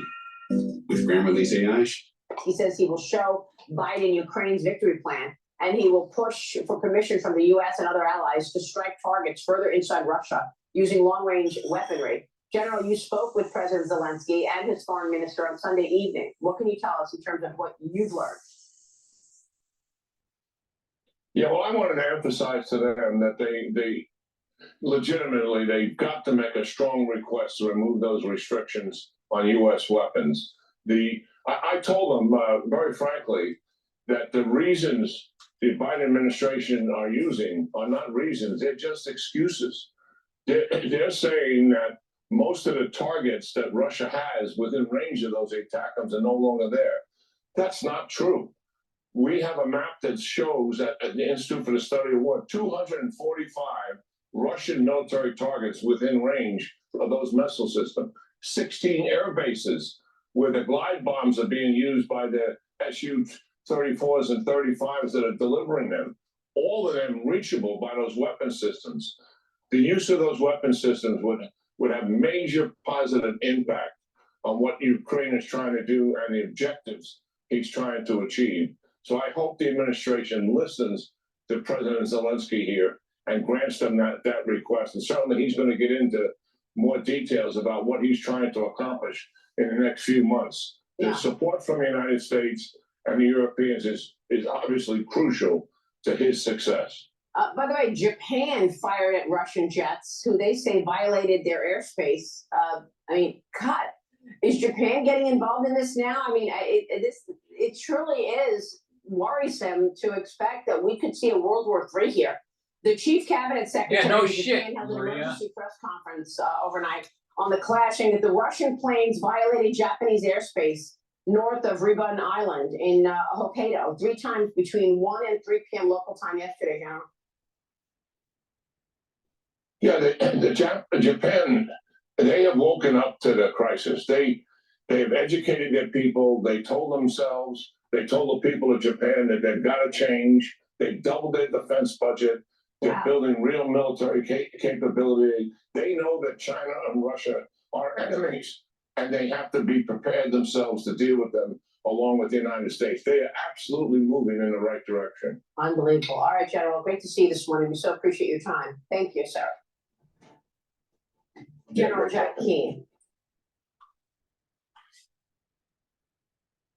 Probably the most common question that I'm asked as a professor at Hillsdale is, what happened to my country? Yeah, no kidding. What happened to my country? It's going to hell.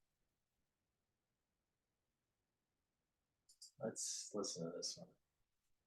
We bring in retired Army General, Major General Dana Pittard. He served multiple combat tours in the Middle East and in 2014 led the U.S. effort to stop the spread of ISIS in Iraq and Syria. He knows these regions extraordinarily well. Major General, welcome. Very good to have you with us. Sir, let's start with good afternoon, sir. Thank you so much. Well, what is your assessment of what looks like a major escalation in war in the Middle East? Well, there's concern, obviously, of a wider war in the Middle East. But what Israel's doing with Hezbollah, they have the right to defend themselves. Hezbollah has been lobbing missiles and rockets consistently against Israel, northern Israel, really since the day after October 7th, so since October 8th. Israel was doing what they could, but they were certainly occupied by the fight in Gaza. Now they're able to switch some resources to the north against Hezbollah. And Hezbollah has got to learn that they can't keep lobbing missiles at northern Israel. Israel has had 70,000 of its citizens displaced from northern Israel because of those rocket attacks. All right.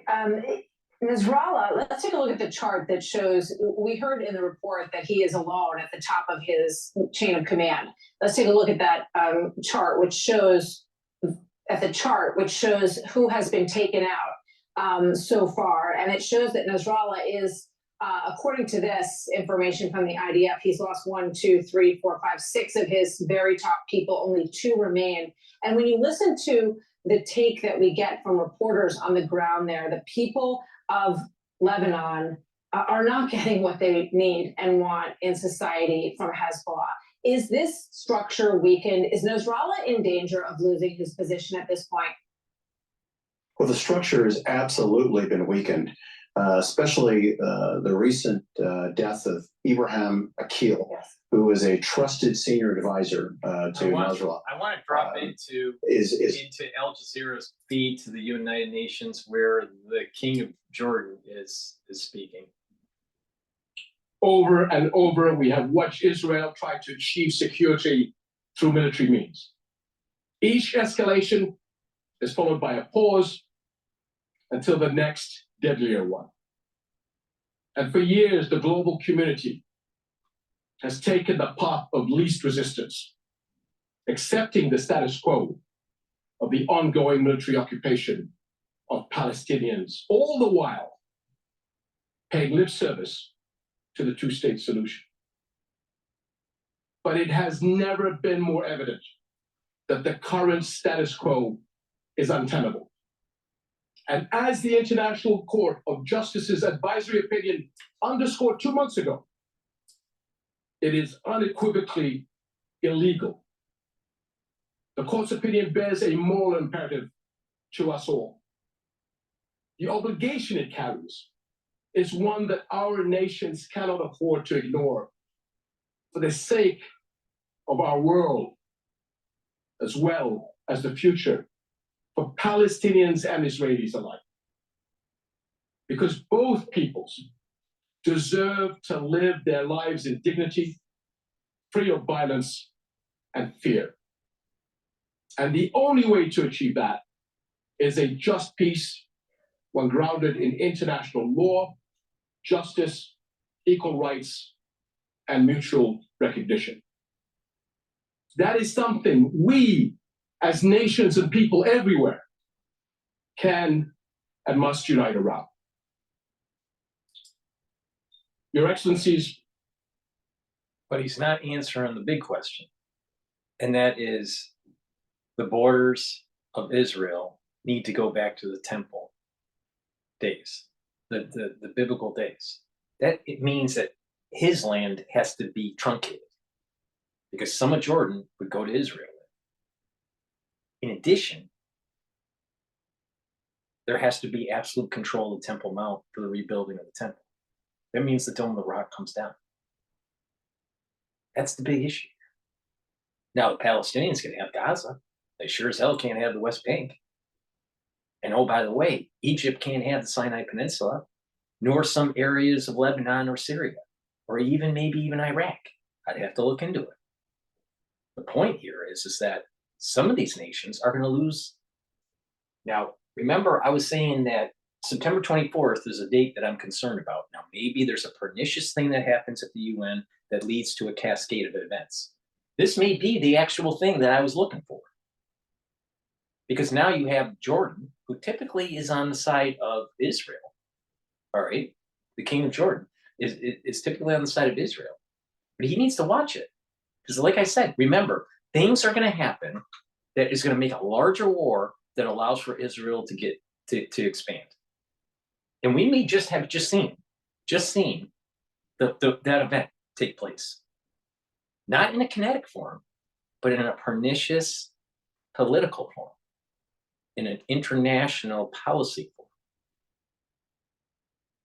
You can't reach homeostasis with the Israelis and the Palestinians until the land is going back to the temple times and that the Temple Mount is rebuilt.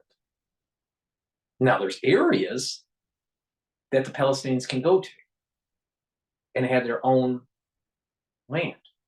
But if they want what was the actual land rights, biblical land rights of the Jewish people, they ain't gonna fly. No Jewish person is gonna allow that to happen. That has any understanding of biblical text.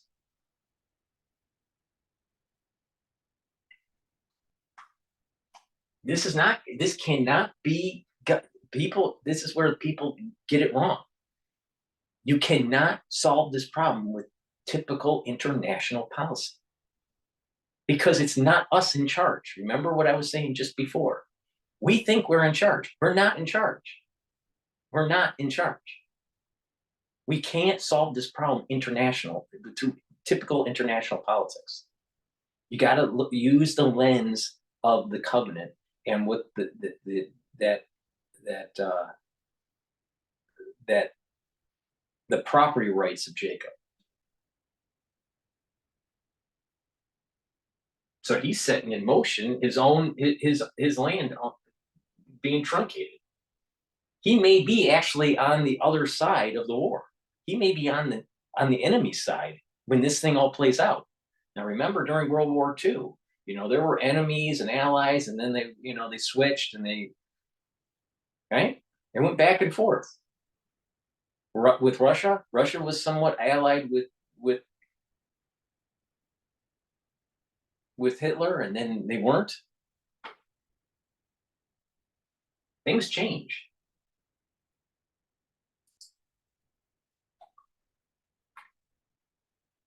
The world is watching, and history will judge us by the courage we show.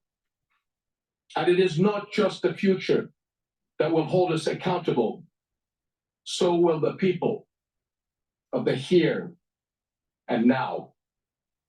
They will judge whether we as the United Nations will surrender to inaction. This is what I mean by the Esau fracturing.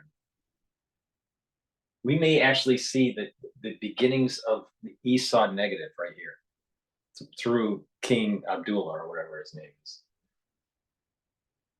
King Abdullah, monarch King Abdullah for Jordan.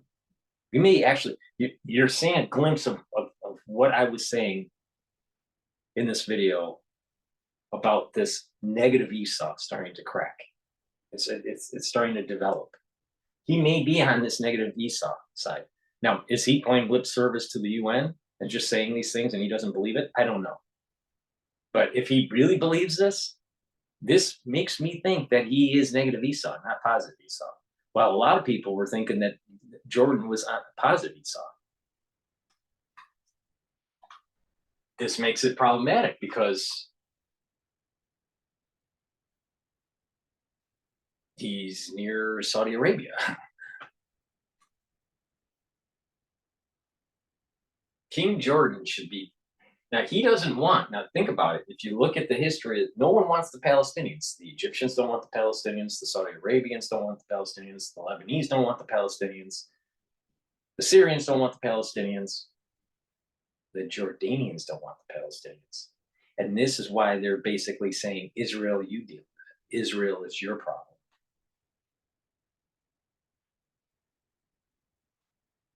He may lose his monarchy. I wouldn't be surprised. Or will fight to uphold the principles that anchor this institution and our world.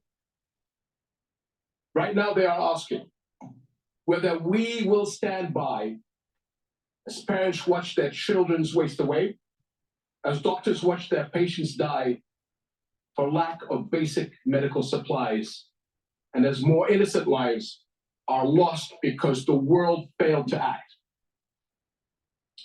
This war must end. Hostages and detainees must return home. But every day we wait is one day too long for far too many.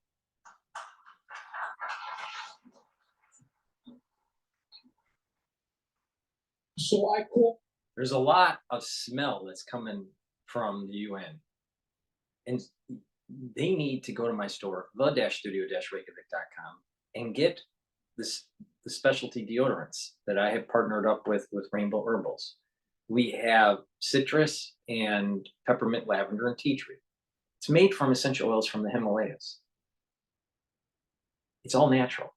It has no aluminum, no baking soda, and it's a dual purpose product. It acts as a deodorant. You use it every day, so you smell nice. In addition, it helps to detoxify your body because our bodies are full of toxins and you need a detox.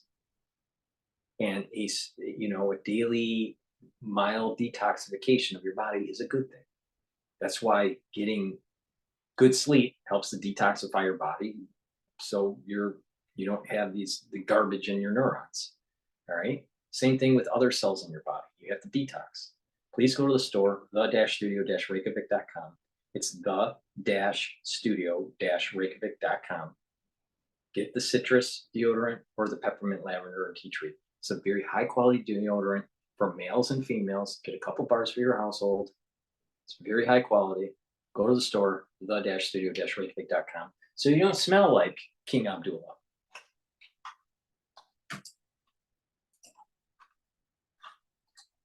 For all countries to join Jordan in enforcing an international Gaza humanitarian gateway, a massive relief effort to deliver food, clean water, medicine, and other vital supplies to those in desperate need. Because humanitarian aid should never be a tool of war. Whatever our politics, one truth is undeniable. No people should have to endure such unprecedented suffering, abandoned and alone. We cannot surrender the future to those who thrive on division and conflict. I urge all nations of conscience to unite with Jordan in the critical weeks ahead on this mission. Almost a year into this war, our world has failed politically, but our humanity must not fail the people of Gaza any longer. Echoing the words of my father from 64 years ago at the 15th session of the General Assembly, I pray that this community of nations may have the courage to decide wisely and fearlessly, and will act with urgent resolve that this crisis and our conscience demand.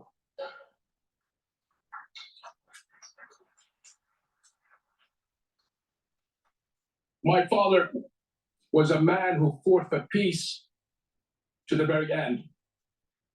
And like him, I refuse to leave my children or your children a future we have given up on. Thank you.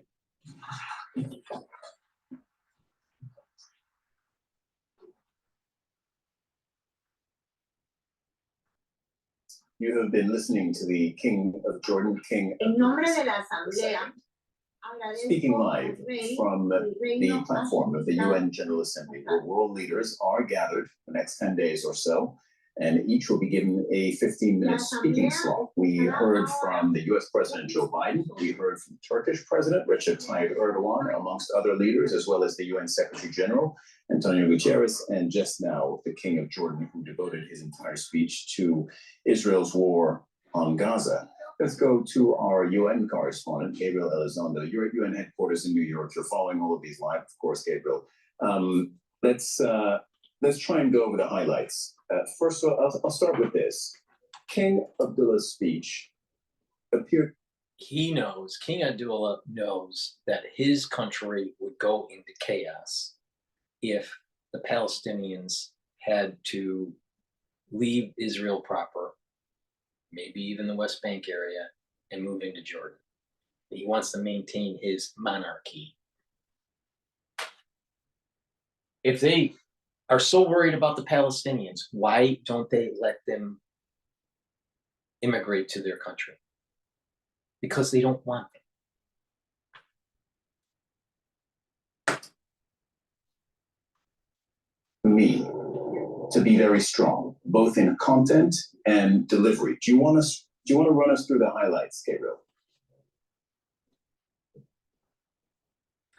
Sure, was strong, and perhaps by no surprise, he focused on the issue that is most critical, and that so many world leaders are talking about, both publicly and privately, and that's Gaza and Israel's continued bombardment of Gaza and the humanitarian catastrophe that is taking place there.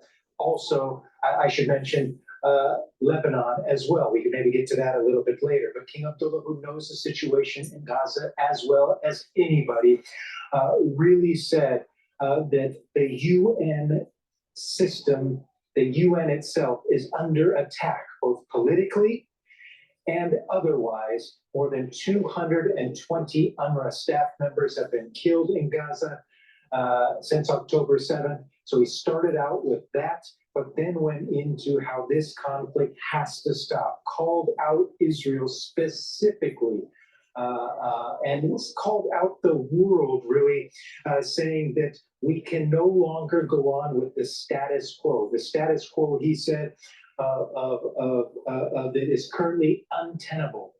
And the King Abdullah saying that this Israel's bombardment of Gaza shows that the status quo is no longer. I think that September 24th is this issue that I have with September 24th and my worry. Okay. Now I'm just thinking out loud here. I could, change my mind on this. But this moment in time, I get this, flash of information and this idea struck me, right? God is looking down on the UN to see what the people, the nations decide through this crisis that's coming. And he's putting people on one side or the other. Are you Jacob? Are you Ishmael? Are you positive Esau? Or are you negative Esau? And this is starting to divide, the filtering, the sifting out of these nations are happening right now. So when Rosh Hashanah comes in and the new blessing comes down and the new curses come down, that these people are now made their bed and now they have to lay in it, all right? I would not be surprised that something bad happens to the Jordanian people or the Jordanian territory or maybe even the monarchy. I mean, can he really justify a monarchy in today's world? He's talking about justice and equal rights of people and all that. Why do you have a monarchy? All right. I think we solved that problem in 1776. All right. Monarchies don't work. So as a ruling power. So I just feel as though this event in 2024, September 24th, 2024, it's a filtering process. Maybe. Now, maybe another event happens that's kinetic, that changes my mind, but I didn't get a very positive feel that he is Esau positive. He seemed to me Esau negative. And that I remember what I said, part of the biblical boundaries for Israel involves Jordan. It's taking away from Jordan. Now, I thought maybe there would be a war between, Israel and its allies, assuming that Jordan was one of its allies, and, the enemies being Lebanon, Syria, Iraq, and Iran, and that somehow, some way, Jordan lost some territory, right, in the fall of the monarchy. But it may be actually direct conflict between Israel and Jordan. I have a hard time seeing that happening anytime in the near future. But it's not, there is a part of Jordan that's supposed to be part of Israel. All right, biblical boundaries. So that means that something is going to happen to Jordan, right? Like I said, instead of trying to move forward in time, why don't you take the point and do backwardation? If the Bible's right, the Bible has told us what the end point is, the boundaries. How? Just doing, mental simulation in your head. What sort of things have to happen from where we're at today for it to be that? And you just think about these different scenarios. We already have been given what the end point is. We know where we're at today. And we have to come up with solutions. What's the possible pathways to get there? Now, some are going to be very bloody and others are not. But Jordan loses land. And we may have actually seen him sow the seed for the destruction of his own monarchy, assuming that we're not in charge, that God's listening and seeing and watching what we're doing, and he's making a judgment. There's a judgment that's taking place. Jews aren't the only ones that get judged on Yom Kippur. The whole fucking world does.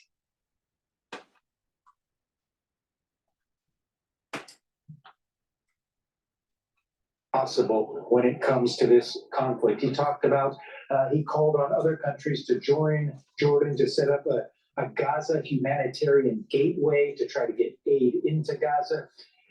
So he's put so little substance as well into his speech. But clearly he said the world has failed humanity when it comes to Gaza, spent his entire speech on Gaza. And it really shows you how important it is right now. Gabriel, not long before the King of Jordan, we heard the U.S. It's so President Joe important Biden because addressing- if they spill over to his country, it destabilizes his monarchy. That's why. You think he really cares about the Palestinians? If he cared so much about the Palestinians, why didn't he open up his own country to them? Because he doesn't. Nations General Assembly for the last time, because of course he isn't running again for president. What did you take away from that? Well, it was a speech by a president who has a very long career on the international stage. That's number one. And this is and will be his last speech here at the United Nations as president of the United States. So you got a little sense that he was sort of reminiscing a little bit, talking about U.S. history going back to Vietnam. Setting that aside, though, the issue of the day, of course, is Gaza and is Lebanon. The U.S. president saying Qatar, Egypt, he's been working with those countries to get a ceasefire. He says this war in Gaza has to end. And what was interesting is that received sustained applause in the General Assembly Hall, where more than 75 heads of state were sitting listening to the speech, more than leaders of more than 193 different countries. So you got a sense that really the world is with the Palestinians when it comes to the call to end this war on Gaza. And then also the President of the United States making breaking news. Corn futures are at 412.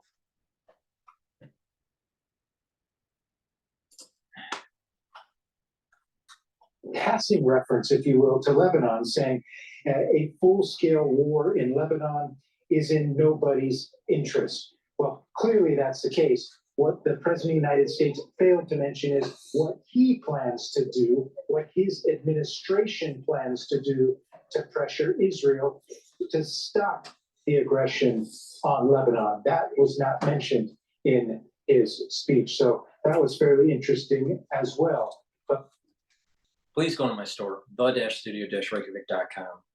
The world's going up in flames. It has a lot of inflammatory problems from the UN. And you want to bring down that inflammation in your body so it doesn't hurt your immune system and cause cardiovascular disease and, you know, cause memory problems. You want to keep that inflammation down. How do you do that? Take turmeric. Turmeric is an antioxidant, but also it brings down pro-inflammatory cytokines. And ashwagandha root helps to bring down that inflammation, controls blood glucose levels, and brings down cortisol levels. Very important to bring down that inflammatory response and boost up your immune system and improve your cardiovascular health. So please take turmeric and ashwagandha every day. It's a major pillar of the anti-aging protocol.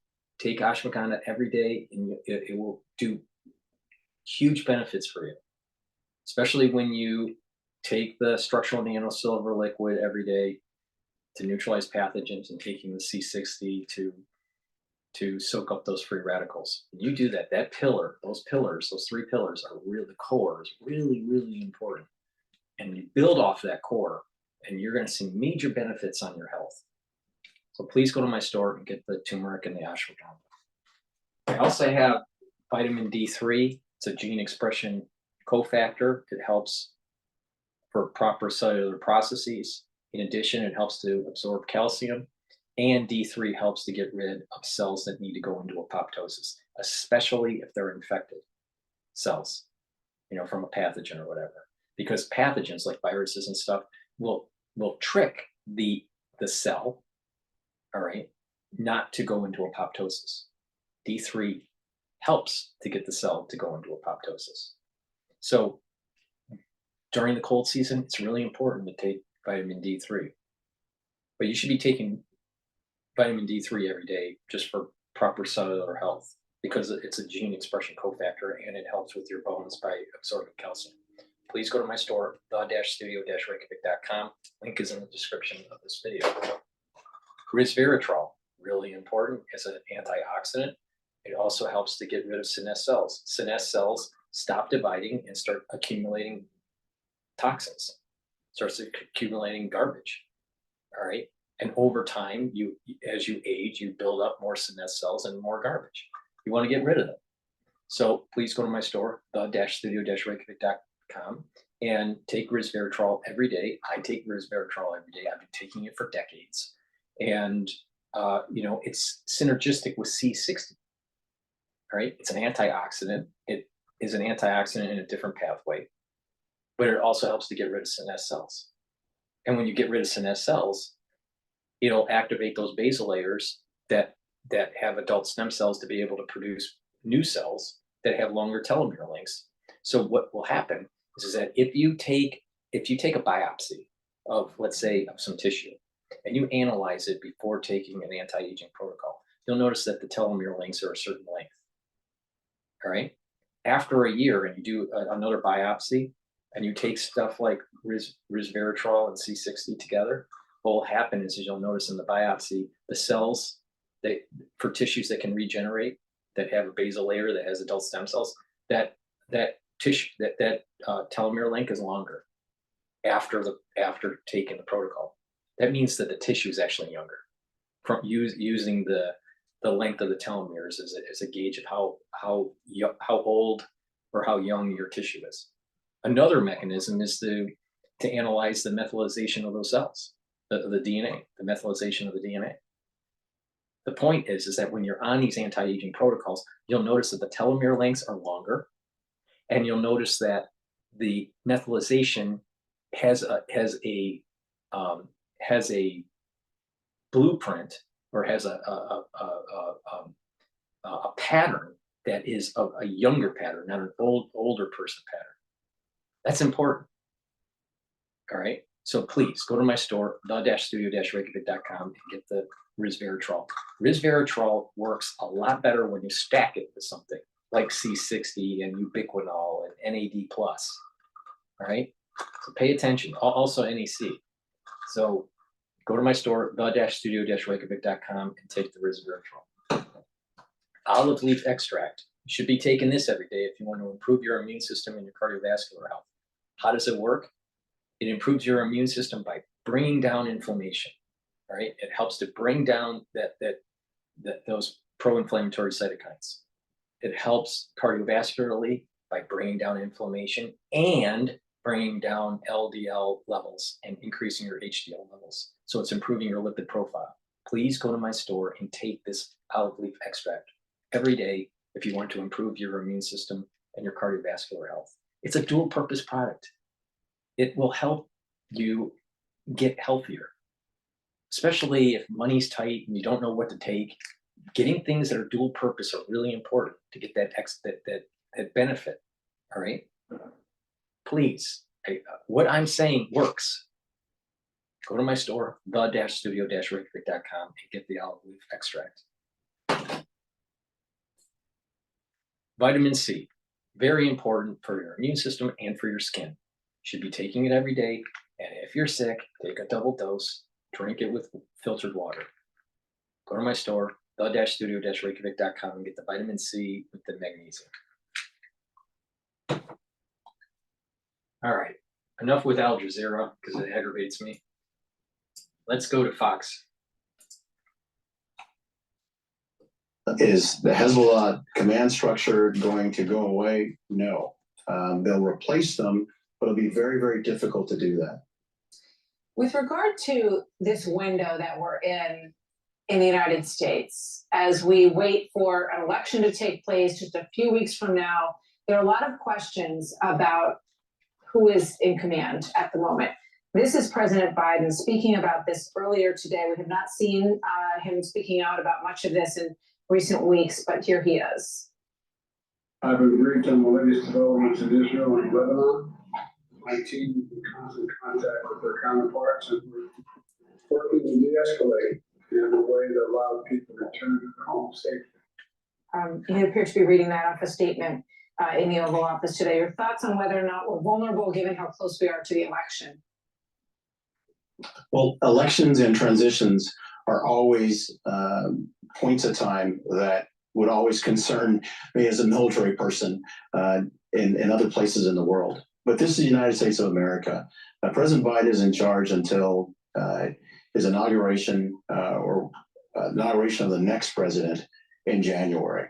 So we clearly have someone who is the president and they're in charge. But it is a point that the rest of the world is looking at.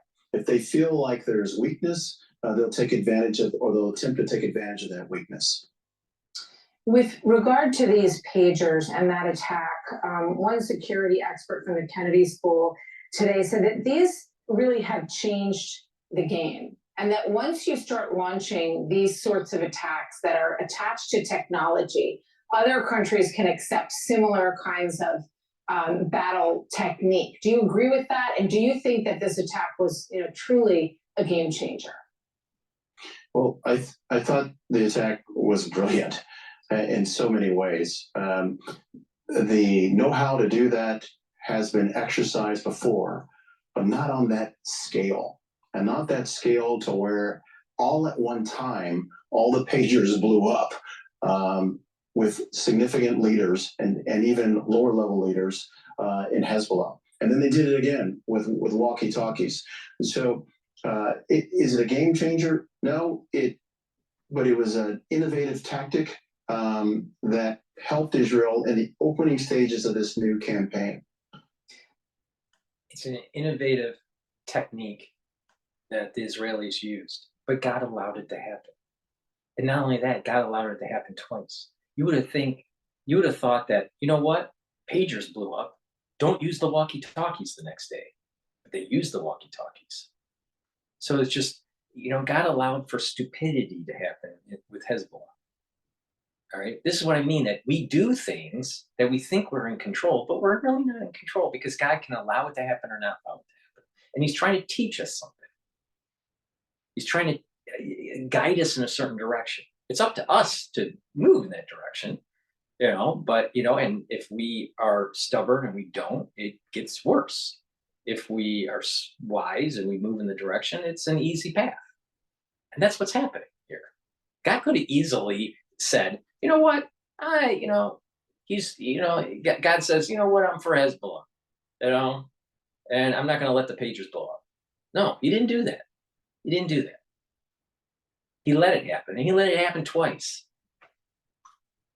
That's what I mean by that. We think we're in control, but we're really not in control, because there's a randomness that can be manipulated by God. There's what we use as randomness, what we think of as randomness, probabilities. That's the space that seems that God plays in regularly.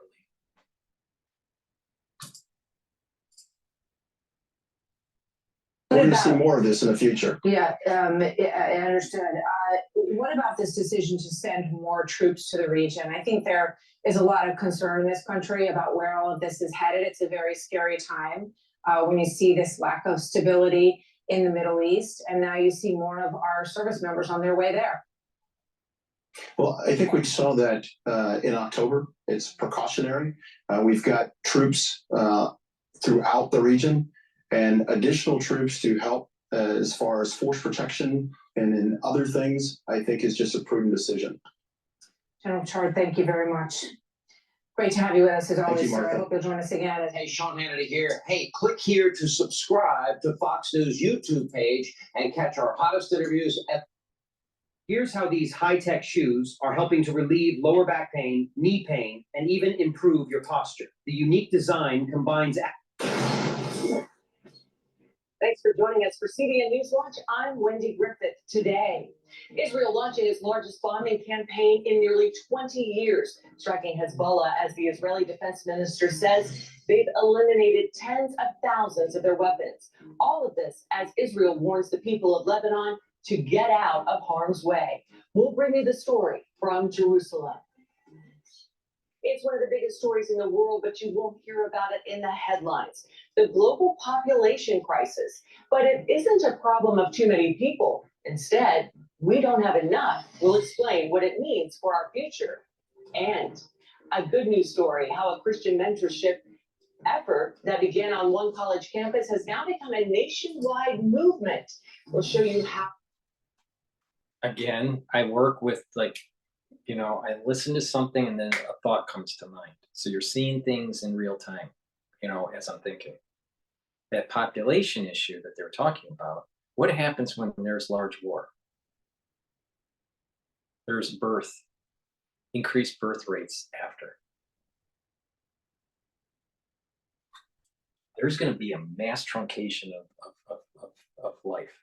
And then there's going to be a major increase in birth. Unite Us is reaching out to help young people across the country. And he is one big bird, a penguin who weighs as much as both of his parents combined. We'll have a look at the social media icon and star attraction at an Australian aquarium. These stories and much more today on Newswatch. This is CBN Newswatch. And we begin in the Middle East, where Israel has launched a major assault on Hezbollah in Lebanon called Operation Northern Arrows. It's designed to allow tens of thousands of Israelis to return to their homes in the north after they were forced to leave because of months of Hezbollah rocket attacks. As CBN's Chris Mitchell reports from Jerusalem, it's Israel's biggest bombing campaign since the 2006 second war with Lebanon.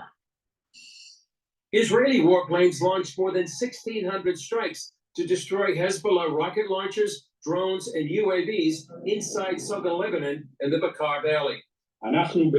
Essentially, we're targeting combat infrastructure that Hezbollah has been building for the past 20 years. Israeli Defense Minister Yoav Gallant says they've taken out tens of thousands of weapons in Hezbollah's arsenal. Many of the weapons are in homes and buildings in civilian-populated areas. Multiple videos of the strikes showed secondary explosions igniting rockets. And the IDF released photos of Hezbollah rockets inside Lebanese homes. The strikes follow recent targeted attacks that decimated Hezbollah's top military leadership. Over the course of 1 week, we can say that in many ways, Nasrallah remains alone at the top. Nearly 500 died in Monday's wave, and some 2,000 were injured, many of them Hezbollah fighters. The IDF issued warnings to Lebanese civilians to get out of harm's way. However, even as we called on civilians to move away from danger, we saw that Hezbollah operatives were doing the opposite and acted to prevent civilian moving safety. Hezbollah fired hundreds of rockets as far south as Haifa, sending Israeli civilians to bomb shelters. While some rockets landed, most were intercepted by the Iron Dome. In Lebanon, thousands clogged the roads north in an exodus to escape the fighting. In a message to the Lebanese people, Prime Minister Benjamin Netanyahu said Israel is not at war with Lebanon, but Hezbollah. For too long, Hezbollah has been using you as human shields. It placed rockets in your living rooms and missiles in your garage. Those rockets and missiles are aimed directly at our cities, directly at our citizens. To defend our people against Hezbollah strikes, we must take out those weapons. Now, starting this morning, the IDF has warned you to get out of harm's way. I urge you, take this warning seriously. Don't let Hezbollah endanger your lives and the lives of your loved ones. Don't let Hezbollah endanger Lebanon. The IDF says this is just a prelude to bigger goals, including eliminating Nasrallah. The question is if and when Israel may launch a ground invasion. Chris Mitchell is with us. Hey, I'm Stephen Kars, co-founder of CarePops. Zero makes it super easy to stay on top of your cash flow. It sometimes answers questions that you don't know you should be asking, and it puts the right information in front of you at the right time.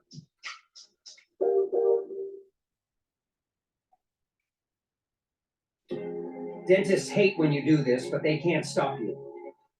This new $100 dental device uses cutting-edge ultrasonic technology and has the cleaning power of a high-precision laser. And its unprecedented success is leaving dentists scrambling. Chris Mitchell is with us now from our news bureau in Jerusalem. Chris, great to see you. What is the IDF saying about its future plans, and what are the chances that Israel goes ahead with a ground invasion against Hezbollah? Well, as we've reported, they are saying this is a prelude, and if this is the prelude, Wendy, you can imagine what really is going to happen in southern Lebanon with the IDF strikes. It is really the first time, I think, a shift in Israeli offensive capabilities right now. And really, there's a sense that Israel won't stop until victory. And as we said, maybe capturing or eliminating Hezbollah. Now, in terms of a ground invasion, the successful air campaign has been very successful, but they really want to create a buffer zone inside southern Lebanon from the Israeli-Lebanese border all the way up to the Litani River. And they have approved battle plans for that. And it does seem like if they really want to control this area, it's going to be inevitable they're going to have boots on the ground to go ahead and take that land. So it is expected there will be a ground invasion. When that's going to happen and what it looks like, we don't know yet, Wendy. Chris, Israel's trying to bring back around 60,000 Israelis that were driven out of their homes by Hezbollah's rocket attacks. Is there any kind of timeline to get them back? Because they've been gone for months, since October 7th, really. Yeah, 60,000 people, over 40 communities, and even more people have really been put in bomb shelters because of these 11 months of and more than 9,000 rockets by Hezbollah. Any timetable really depends, Wendy, on what we just talked about.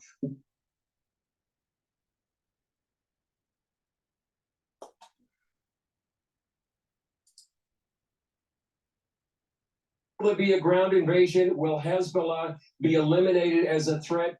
Just like the residents in the south, the residents in the north don't want to go back home if the government can't guarantee their safety, where they can do life, they can go to work, they can send their kids to school and reopen their businesses.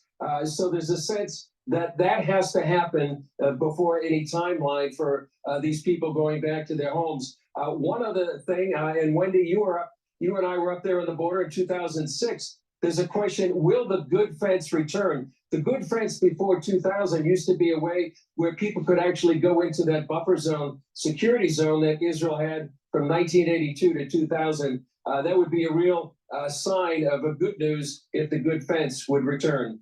Yes, I remember that very well. Seems like yesterday. Well, where does the Hezbollah leader Hassan Nasrallah find himself during this bombing campaign? He's watching much of his 20-year arsenal of thousands and thousands of rockets, drones, UAVs. They're gone. Half of them are gone, it's estimated, and it keeps getting destroyed. Much of his top leadership has been eliminated. That's why Gallant said he's basically alone at the top right now. Thousands of Hezbollah fighters have been disabled, wounded, or killed in that beeper attack just days ago. Their communication is limited. The morale is low. And as we reported yesterday, Yigal Karman, from the founder of Memory, told us there's a big distrust in his leadership right now. He was the one responsible for the beeper catastrophe.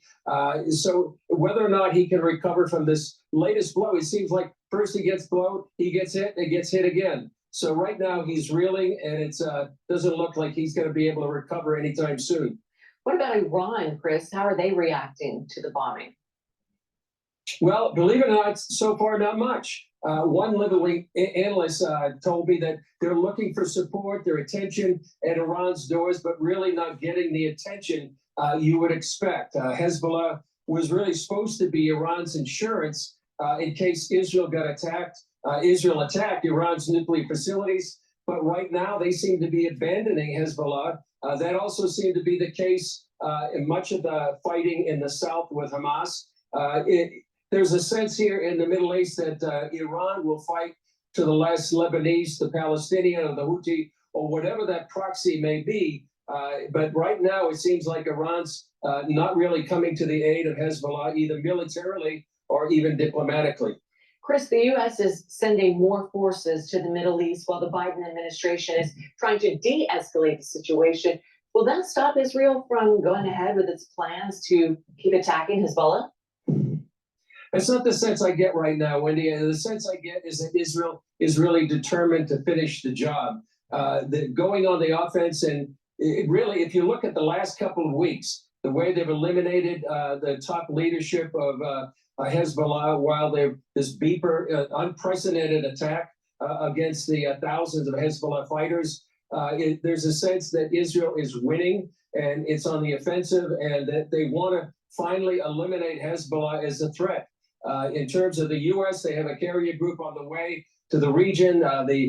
Abraham Lincoln is in the Persian Gulf. And also, I was reading earlier today, Wendy, that the U.S. has, quote, concrete ideas for restoring calm, according to the State Department. They wouldn't say what those were, but it seems like here in Israel, they really want to make sure that they can eliminate Hezbollah as a threat, as it has been for many, many years. And Chris, a lot of our viewers may not know. Before we continue, please go to my store, the-studio-reykjavik.com, and get the NAC. NAC is something that I take every day. It helps to bring up your glutathione levels. Glutathione is an antioxidant, and it's a different pathway. It's synergistic with C60. But the whole point here is that you take NAC every day, you increase your glutathione levels. It's a strong antioxidant. That way you're reducing those free radicals in your cells, right? And NAC also helps to detoxify the liver and the kidney. And it helps to maintain mental health. So take NAC every day to get those glutathione levels increased so you have another pathway to soak up those free radicals. NAC is something that's taken by many people that are part of the whole anti-aging longevity subculture, right? So NAC is really important. I have noticed a major synergistic effect with C60 and NAC and being able to soak up those free radicals. So please go to my store, the-studio-reykjavik.com, and get the NAC. Ubiquinol, very important to take. This is the active form for CoQ10. All right, so everyone's heard of CoQ10. Well, CoQ10 in its active form is ubiquinol. This is better. All right, so go to my store and get the ubiquinol. All right, this is an antioxidant. It'll also help to boost up your energy levels. So it's synergistic with C60, synergistic with NAC, right? And it will help with neural protection, right? It'll help to maintain health and protect your neurons. This is very important to add to your anti-aging protocol and to boost up your immune system. Why? Because it's another type of antioxidant. All right, so it's attacking and soaking up those free radicals in so many different ways, not just with the C60, not just with the resveratrol, not just with the NAC, right? So when you take these different vectors all at the same time, what happens is that you're soaking up those free radicals, you know, in a more efficient way. And when you're doing that, it's actually beneficial. All right, it's synergistic.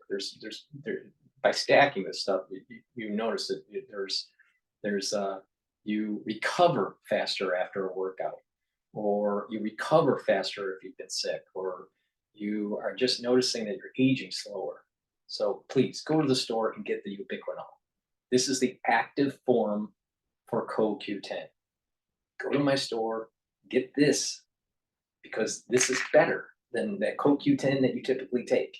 All right, go to my store, the-studio-reykjavik.com, and get ubiquinol. Really important.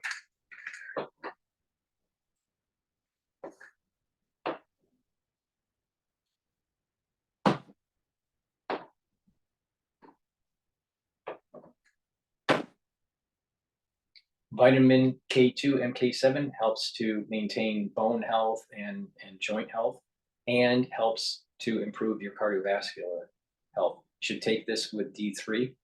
Please go to my store, the-studio-reykjavik.com, and get the vitamin K2. Nattokinase. Important to break up clots because it's fibrinolytic, and at higher doses, it will bring down your LDL levels and increase your HDL levels to help to control your cholesterol. This is synergistic with omega-3. All right. So now you get an idea on how to improve your cholesterol, how to lower your cholesterol without taking a statin. Take nattokinase and take the omega-3. Now, in addition, if you have high cholesterol, stop eating, high cholesterol foods. Reduce your cholesterol intake, and also eat maybe 2 or 3 times a week oatmeal. Oatmeal will help to bind some of the cholesterol in your gut, and then you'll excrete it out in your feces. So you're excreting out the cholesterol, you are reducing the cholesterol that you're eating, and you're taking supplements like nattokinase and omega-3 to bring down your LDL levels and increase your HDL levels, so you're improving your cholesterol. Please pay attention. This works so you don't have to go down the statin route. All right? Please go to my store, the-studio-reykjavik.com, and get nattokinase.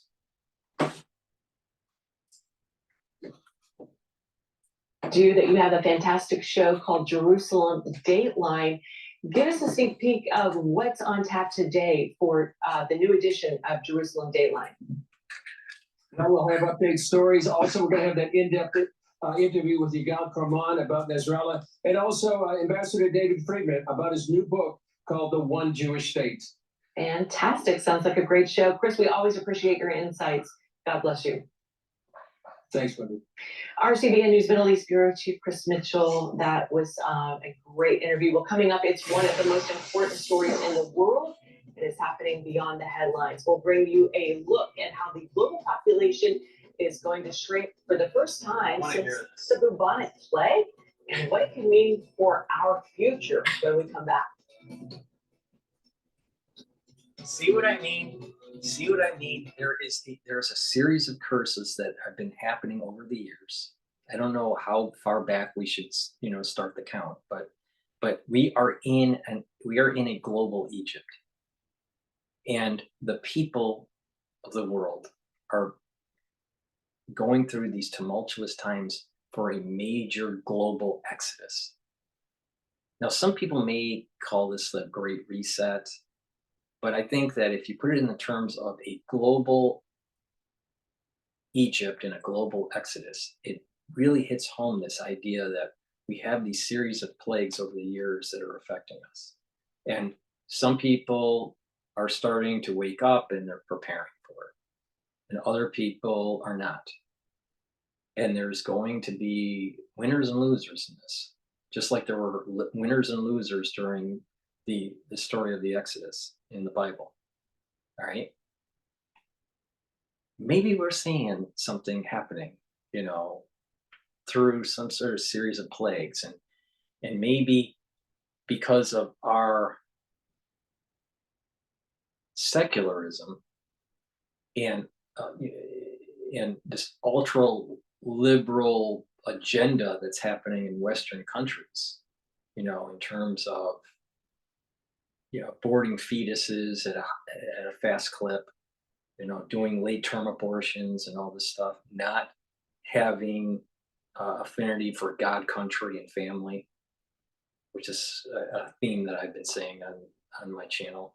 That to make the world a better place, you have to have God, country, and family.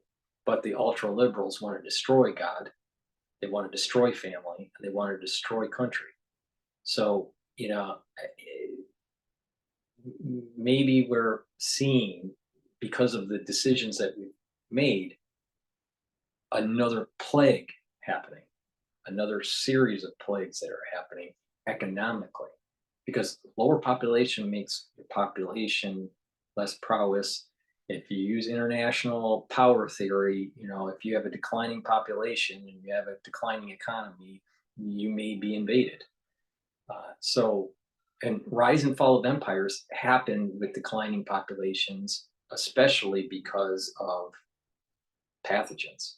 So we need to pay attention here, because this declining population, and this is the first that I've heard from this show about this topic, but my opinion on this is another data point that shows that we're in a series of years of different plagues that are happening because of the decisions that we decided to do, right? And we're not fully in charge of what we think we're in charge, but we're not fully in charge. We don't understand that this thing can snowball and cause negative externalities.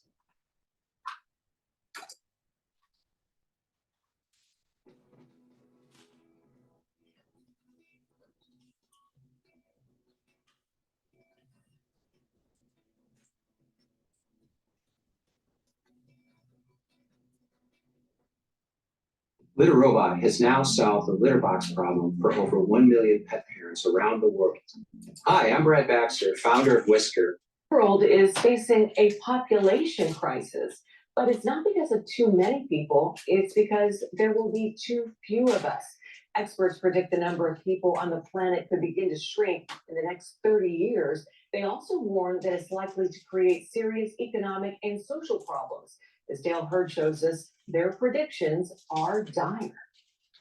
Empty playgrounds, schools without enough students to stay open, small towns deserted and abandoned. This is not some dystopian vision of the future. Demographers warn this is our future. Global population growth is leveling off, and by the second half of this century could begin to shrink for the first time since the bubonic plague struck the world almost 700 years ago. Everything that we understand that functions in our societies today that depends on people, which is almost everything, is going to change. Stephen J. Shaw is a data scientist, demographer, and producer of the film Birth Gap. He spoke to us from his home in Japan, one of the nations at the forefront of this global demographic collapse. Shaw told us he made the documentary mostly out of fear. Fear of the future that we're, as a planet, completely unprepared for and mostly unaware of. The population crisis could be the most important story of our time because of all the changes and potential problems that it will bring to our world. Taxes could soar as economies shrink. The many elderly could cause retirement and medical systems to collapse. Businesses will struggle to find employees, and there won't be enough young to care for the old. That means sporadically you're going to have housing that's left desolated, you're going to have stores that are empty, you're going to have places with fewer and fewer employees, fewer customers. You're talking decimations of communities, you're talking closed schools, you're talking closed hospitals. A nation needs an average fertility rate of 2.1 children per woman to keep its population from shrinking. The countries on this map in some shade of blue all fall below that replacement rate. They include 70% of the global population and almost every developed nation. The U.S. fertility rate hit a new record low last year, dropping to 1.62 births per woman, a number temporarily offset by record numbers of illegal immigrants. In his film, Shaw explains how fewer children from fewer and fewer mothers creates a cascading effect, leading to a downward spiral from which Shaw says no known civilization has ever recovered. This thing is going to be like a snowball rolling downhill.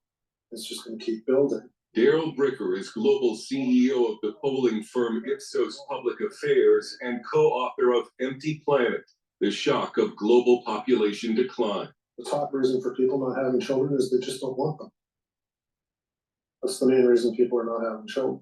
The second reason tends to be related to their ability to have children, whether it's the relationship that they're in, or the personal circumstances they find themselves in, or their physical ability to have children. Shaw calls it unplanned childlessness linked to delayed parenthood. People trying or wanting to start families well into their 30s, when frankly, biology isn't going to help necessarily. Biological challenges start around that time, but there's a bigger problem. Often people looking to start families in 30s aren't in stable relationships.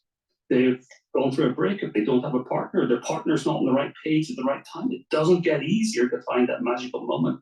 Government incentive programs to encourage larger families have seen only limited success. Shaw warns that nations with the lowest fertility rates could see their populations cut in half in as few as 2 generations. Most of our lives, we've been told how the world faces dangerous overpopulation. If the present trends continue, our cities are going to be choked with people. They're going to be choked with traffic. They're going to be choked with crime. They're going to be choked with pollution. And they will be impossible places in which to live, and the explosions will be. Sounds like New York. Please go to my store, the-studio-reykjavik.com, and detoxify your body with zeolite. You can take this every day. You just take a few drops underneath your tongue and swallow it with filtered water. It helps to remove heavy metals, toxins, and chemicals, including forever chemicals. All right? How does it work? It is a negatively charged molecule, right, that attaches to positively charged toxins and chemicals and heavy metals, and it allows you to urinate that out in 6 to 8 hours. So you can detox throughout the whole year, or you can just do a detoxification for your body once or twice a year, right? And just use the full bottle once or twice a year. Some people do it that way. Other people take it every day. Take 1 or 2 drops every day. It's up to you. But it's important to get those toxins out of our body. How do we get the toxins in our body? We have chemtrails, we have pesticides, we're breathing in chemicals from our environment, we're ingesting them through our food and drinking them through our water. Forever chemicals in packages, and packaging, and in our clothing. So, like repellent, like water repellent clothing has forever chemicals on it. Some cooking ware has forever chemicals on it. So that's how it gets into your body. But you can get it out, but it takes time. And you need to do 2 things. You need to stop being exposed to those chemicals and toxins to the best of your ability.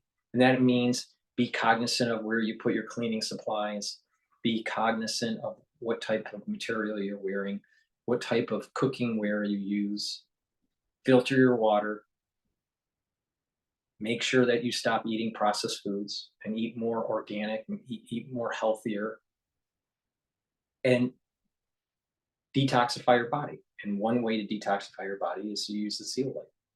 Please go to my store, the-studio-reykjavik.com, and detoxify your body from heavy metals, toxins, and chemicals. And these forever chemicals, these PFAS chemicals, all right? It can be done, but you have to stop the exposure and then detoxify your body. Please go to my store, the-studio-reykjavik.com, and take the zeolite and try to mitigate the crazy crap that Bill Gates is doing by trying to do geoengineering and spraying our planet with poison. Go to my store, the-studio-reykjavik.com, and take zeolite. See, I give you solutions, all right? I don't just give you, doom and gloom, all right? I give you solutions. The stuff that I do, all right? So it's up to you. Please go to my store, the-studio-reykjavik.com, and get C60. C60 is a very strong, potent antioxidant that is synergistic with the other antioxidants that I have mentioned today. This one is extra virgin olive oil. I also have it in avocado oil or in MCT coconut oil, all right? C60 is a molecule that looks like a soccer ball.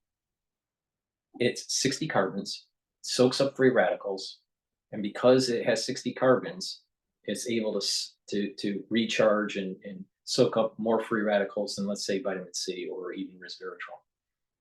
But C60 is synergistic with ubiquinol, right? And NAC and resveratrol. Because what happens is that when you attack different ways to soak up free radicals, your cells can neutralize those free radicals more efficiently. All right. C60 though is very potent. All right. Take a teaspoon a day. Take a teaspoon a day. Soak up those free radicals, and you're going to notice that you're aging slower over time. You'll notice that in a year, you'll see a big change in slowing down the aging process. You're going to have more energy because it's going to boost up your mitochondrial health. So you're going to make more ATP. And by reducing the stress on your cells, the tissue is going to perform better. The specialization of that tissue is going to perform better. Like, for example, you can improve your basal layer for your skin by taking C60. That means your skin health is improving. I'll give you an example for hepatic cells, the liver cells. By taking C60, you're improving the hepatic cells by reducing the oxidation stress from free radicals. So you can, over time, improve organ systems and tissues. So that means that your body is functioning properly and better. And you're slowing down the aging process.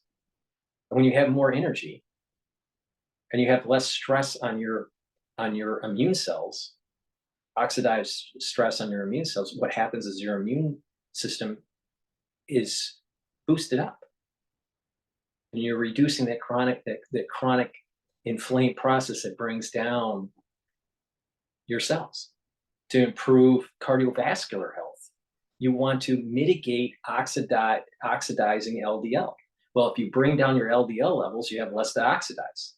If you soak up free radicals, it's harder to oxidize LDL. That means that you have less plaque buildup. So please go to my store, the-studio-reykjavik.com, and soak up those free radicals with the C60. All right, I have it in extra virgin olive oil, avocado oil, and MCT coconut oil. I have it in a 2 ounce, a 4 ounce, and an 8 ounce configuration.